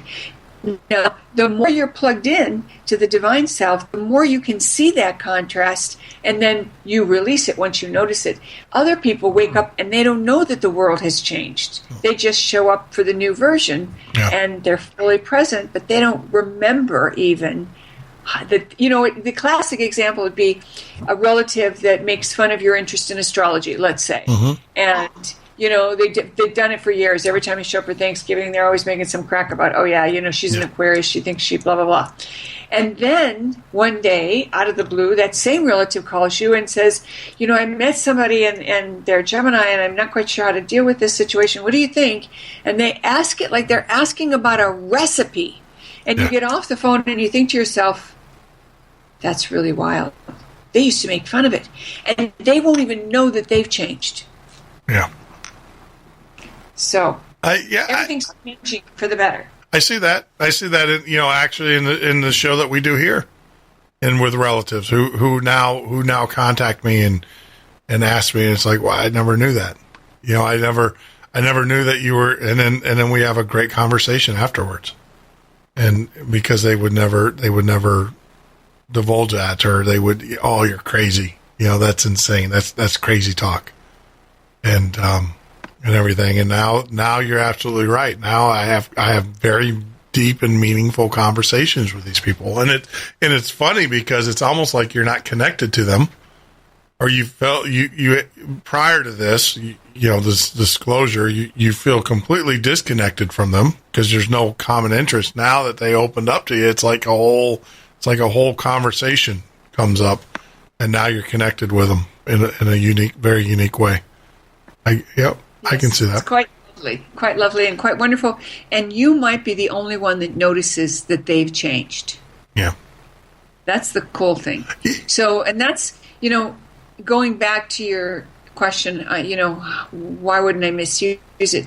There is an element of responsibility. So for someone like me, sometimes I get information that I'm not excited about telling someone about, and I never reveal information to people unless they pay me, or like a radio show like we're doing, or I get told after I gotten the information, I ask, am I to share this with them? There's a blog post that I wrote in Akashic Records blog, akashicrecordsblog.com, about an incident where I saw my husband's being taken out. And I wrestled with it for a number of weeks. And I kept checking in. I couldn't get a read on whether or not I should tell him. Finally, honey, have you thought about going back to that job site that you've been working on? And he said, without skipping a beat, well, if you told me not to go, I wouldn't go. And so I told him what I was seeing. And he said, well, would you open the Akashic Records for me tomorrow? I'd like to ask a few questions. And I said, sure. Now, keep in mind, my husband is an investigator for why fires occur. He's a scientist, so he's looking at and the reason somebody wants to know what caused the fire, so they know what insurance company is going to pay the bill. I mean, it's kind of like a detective thing, only from a science standpoint. So I'm thinking, all right, he's just been told he might die. He's probably going to be asking me, can it be prevented? Is it my highest and best good to go back to that place? Do I need to do that? Whatever, like that. This was a big job, and he really wanted to go back. But that's not what happened. When I opened up the records, he said to me, what caused the fires? And without skipping a beat, the record keepers, through me, said, well, there were a couple of fires, and they were set to cover up a couple of murders. And I was so shocked that I pulled myself out of that state and looked at him and said, that's really weird. No one died in there. And he said, well, actually, 3 people died. I knew nothing about this case. Yeah, they just didn't release it because they're, criminal. Yeah. Wow. And so I wrote about it in the blog. You can want to read the details, check it out. And there's lots of other good posts from the other guides that work with me. I've trained a lot of people, hundreds of people, but only a few choose to continue on with me. I have pretty high standards, and it's not easy to, make standard. Well, I get it, and you have to. I mean, you absolutely you have to, because, like I said, is that I can see. And that would always be my concern, is that taking this gift, taking this and manipulating it and going and using it as your self-interest or whatever. I definitely, that would always be a concern. But I also believe you're right. It's a divine thing. And as you enter into that, you kind of cleanse yourself. I keep on saying the word, I get it, and I definitely got it tonight. So as we wind down the conversation, is there anything that we left out? I always ask that question because I want to make sure that we covered as much as we possibly can. And I know that we'll never cover enough. But for tonight, is there anything that you can think of that we didn't cover that we need to talk about? I'd love to give our audience a parting tool. Okay. This will change your life in a really wonderful way, and it's easy to do. You just do it once a day.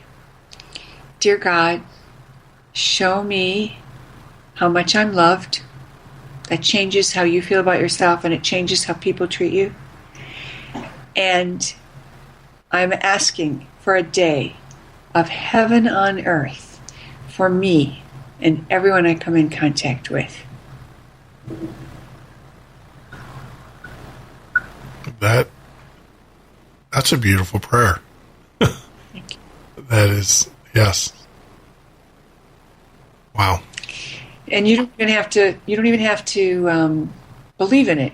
Try it for a week, 10 days, and then stop. And you will be astounded because your life will go from smooth to difficult, and then you'll get it. And I explain where this came from in the Be a Genie book, so you'll find out where it came from and how I got that information. Okay. It's very cool. Where can we, when are you doing another one of your seminars? I do online seminars. I've got a couple coming up in January. I teach in New York City at the Edgar Cayce Association. There's a center there. I'm talking about teaching in San Diego, but I haven't set anything up there lately. So you have to kind of watch my website. Best thing is to sign up online. And by the way, I have a freebie for your audience. Well, thank you. I always have a free download. This is a guided meditation called Divine Government Meditation, and it's all about leaders at every level and praying for their success and that they connect with their wisdom channel. And so instead of us slinging mud with our derogatory comments about political leaders, this kind of sets the stage the other way and makes it a little bit better for them to be their best self. Mm-hmm. And it's only 7 minutes. It's a really cool prayer. And it's even for your boss, if you have an employer. Yeah. You need help with that. So it's kind of a sweet deal. I'm trying to think. I've got some trips planned. I'm going to be taking a group to Scotland in October of 2017. I'll be teaching overseas, a couple of countries. So now, just watch the website. Just watch the website. The other thing, you have CDs. You have instructional CDs, of course, and things of that nature. Correct? I do. A lot of them are available as downloads. So you can, get them right away. You can also buy the physical CDs if you like that. We have lots of different kinds of product. And I also have a line of essential oil blends that were made especially to help clear human emotional wounds. So that's a whole product line that is absolutely remarkable to help people heal, anger or rage or anything like that. Now, I don't know how much time we have left. But if there's time, I'll tell you a quick story about one of the essential oils. We have as much time as you want to talk. Absolutely. Okay, so let's make that our last line winding down. A woman was told in a reading to get one of the oils, one of the blends, and personally, as a human being, I don't particularly care for the idea of you come for a session with me and now I'm selling you product. I'm very uncomfortable with that. So it's not very often that the record keepers will, say to a client, you need to have this, and I have to, get out of the way. So it's not a experience. So this woman, a lawyer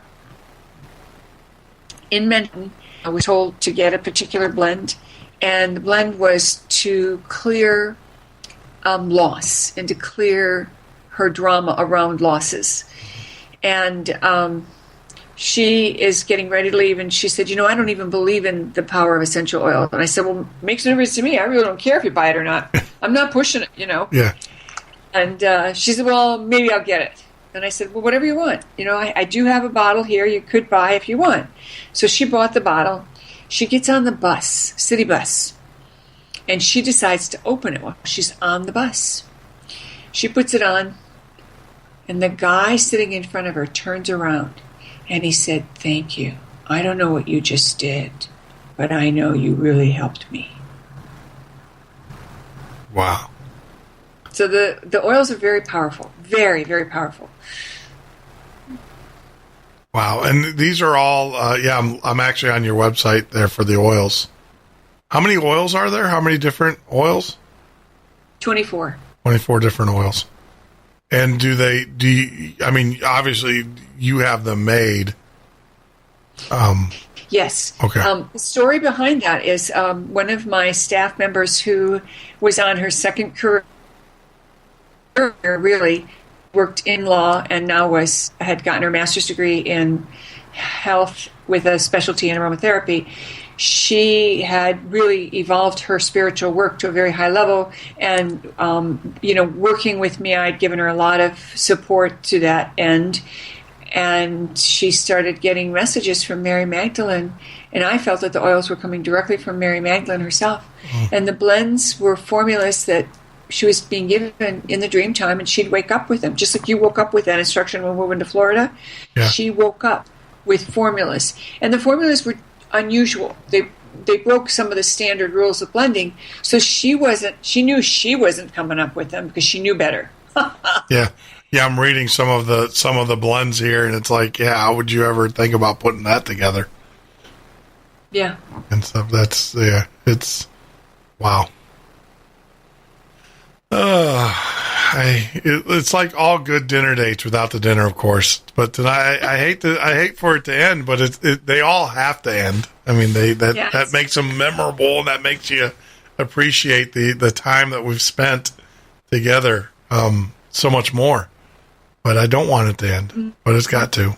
I get it. I get it. So I wish you a day or an evening of heaven on earth for you and everyone you come in contact with. And I want to thank you 1,000-fold for really giving me the opportunity to showcase my work, to share what I have learned, and to be part of your family. Wow. It means a lot. The pleasure is all mine. I can't tell you, you've woken up something that I am definitely going to pursue. Can I be, I guess, a little ungrateful and ask you to do one more thing for me? Sure. Maureen? Can you put together the list of books that you have? I know we talked about the archangels and everything, but some people, sometimes they forget, so that we can get kind of like a starter pack for our listeners, because I know when you talked about the archangels, I know a lot of my listeners, their ears perked up, and cool. They heard that. So there, like I said, that was your hire. Like you said, he told you to talk about that, and I know for a fact that woke some people up. So I want to make sure that we follow up with them. Is it possible that you can put together like a 1, 2, 3, 4 kind of step for our listeners, and you know what I'll get that to do me? Is I'll put together a starter kit. Sure. And I'll throw some things in that be free that they wouldn't get unless they paid for them. If they buy the package, they get a bunch of stuff extra. Thank you very much, because I think because we're going to have a lot of listeners tomorrow that are going to download this, and they're going to be driving, or they're going to be going to work or at work, and they won't have the time. And I just want to let them know, don't worry about it. Listen to the message. Listen to the show. I'm going to put this in front of the show, this statement in front of the show for everybody. It's like, look, don't worry about writing this stuff down. Listen to the show. After the fact, go to the website, and we'll have everything there for you. But I thoroughly enjoyed our conversation tonight. I know our guest did. I thank you very much. You have awoken something in me, and we will be in touch. We will definitely be in touch. I'll let you know how it goes. I'm on the 6-week program starting tomorrow. Well, actually starting today. I started tonight, right? Why not? So yeah, so I'll keep you posted, and trust me, I'll let you know how it works out. I think we all know how it's going to work out. So Maureen, I thank you. I don't want to let you go. Well, think of the fact that I actually have a seminar for tomorrow morning that I need to go to. So there we go. We'll let you go. Time with you, and now you can let me go guilt-free, knowing you are helping me out. Yeah, that's right. And I will definitely follow you on your blog and stuff. But take care of yourself, and thank you very much. So everybody, that was Maureen St. Germain joining us. Wow. You know, I don't know if you guys got out of it what I did. I frankly, I hope you did. I wish for you that you did, and everything. And those, I've always said, those that are intended to hear the message. Those that aren't, you know, they move on. And that's okay. It's okay. I just hope that you come back and you remember the show. And when you're ready to hear the message, I hope you listen to it and everything. So we will make sure that we have Maureen's website listed, her blogs, her posts, so that you can go out there and listen to those. This is one of the shows that we will definitely make sure that we talk about. Look forward to my thoughts tomorrow. I have a couple articles that I am putting out there for our listeners. I know I have been bad about getting those out there, but I've been busy. Yeah, life is, there's only one of me and there's a couple thousand of you, and we're growing every day and everything. So look forward to that as well. Some house cleaning or housekeeping things before we call it a night, and everything is, please make sure that you tell your friends and family about us. Revel in our success, because you are a big part of that. But what a show. Hate to see everybody go, but it is time. For those that know, you guys know our theme song and everything, and I hope you enjoyed it as much as I did. And like I said, just remember, make sure you're loved. Be loved.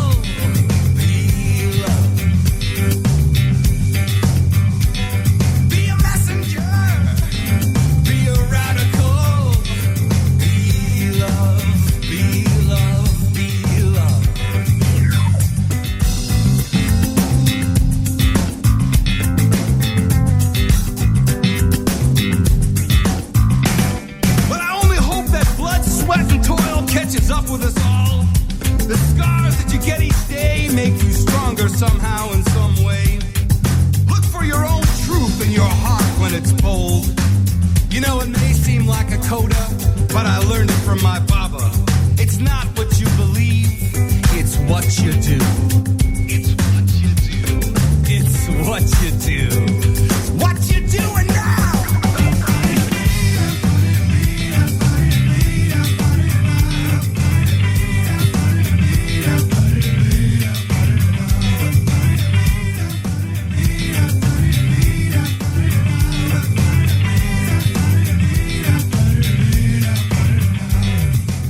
Like a vibration occupation in a fraction of an inch. And loving now is one. It's supposed to be a cinch.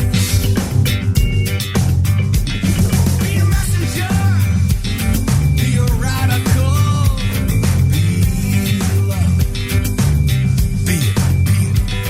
Be a messenger.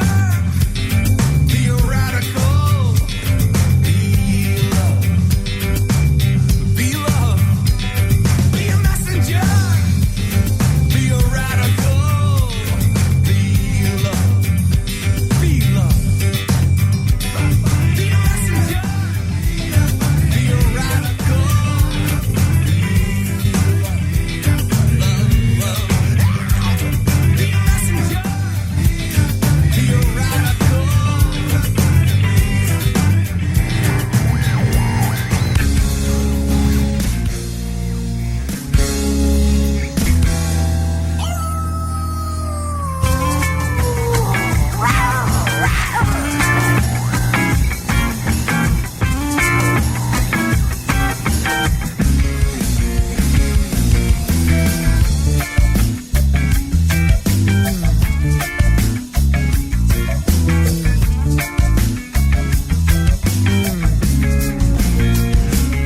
I wish the Wolfman was back. He'd be taking no shit and he'd be taking no flack. I wish the Wolfman was back. You can bet on this, you can bet on that. Like a pirate in a radio station. Feel the needle and the vibration. Howl out another salutation. For the Jack in the Shack is the one with the knack. I wish the Wolfman was back. He'd be pushing the need and he'd be sharing the beat. I wish the Wolfman was back. He had the knack for pushing music like a heart attack. Acapulco shirts and his goatee. Amplifiers glowing like a sound key. Flying in the face of conformity. Cause the Jack in the Shack is the one with the knack. I wish the Wolfman was back. He'd be taking no shit and he'd be taking no flack. I wish the Wolfman was back. You can bet on this, you can bet on that, yeah. You got no love in your heart, man. Don't you know if you got love in your heart, that's gonna make everything all right in the world. Send in your Wolfman Jack for President campaign constitution, baby. I want you to turn your radio up real loud now. And the lights in your room get dim and the music goes slip and slide right into your soul and your mind. And you gonna know how it feels to flow. How it feels to flow. How it feels to flow. I wish the Wolfman was back. He'd be taking no shit and he'd be taking no flack. I wish the Wolfman was back. You can bet on this, you can bet on that. I wish the Wolfman was back. He'd be posting the need and he'd be sharing the feed. I wish the Wolfman was back. He had the knack for pushing music like a heart attack. I wish the Wolfman was back. Yes, I do. Yes, I do. Yes, I do. Yes, I do. I wish This the is the Wolfman Midnight Ocean with Jeff Norton on the Paranormal State Radio Network. This is the heart and soul of rock and roll with Wolfman Jack. Wolfman Jack. Wolfman Jack. Wolfman Jack. Okay, bye.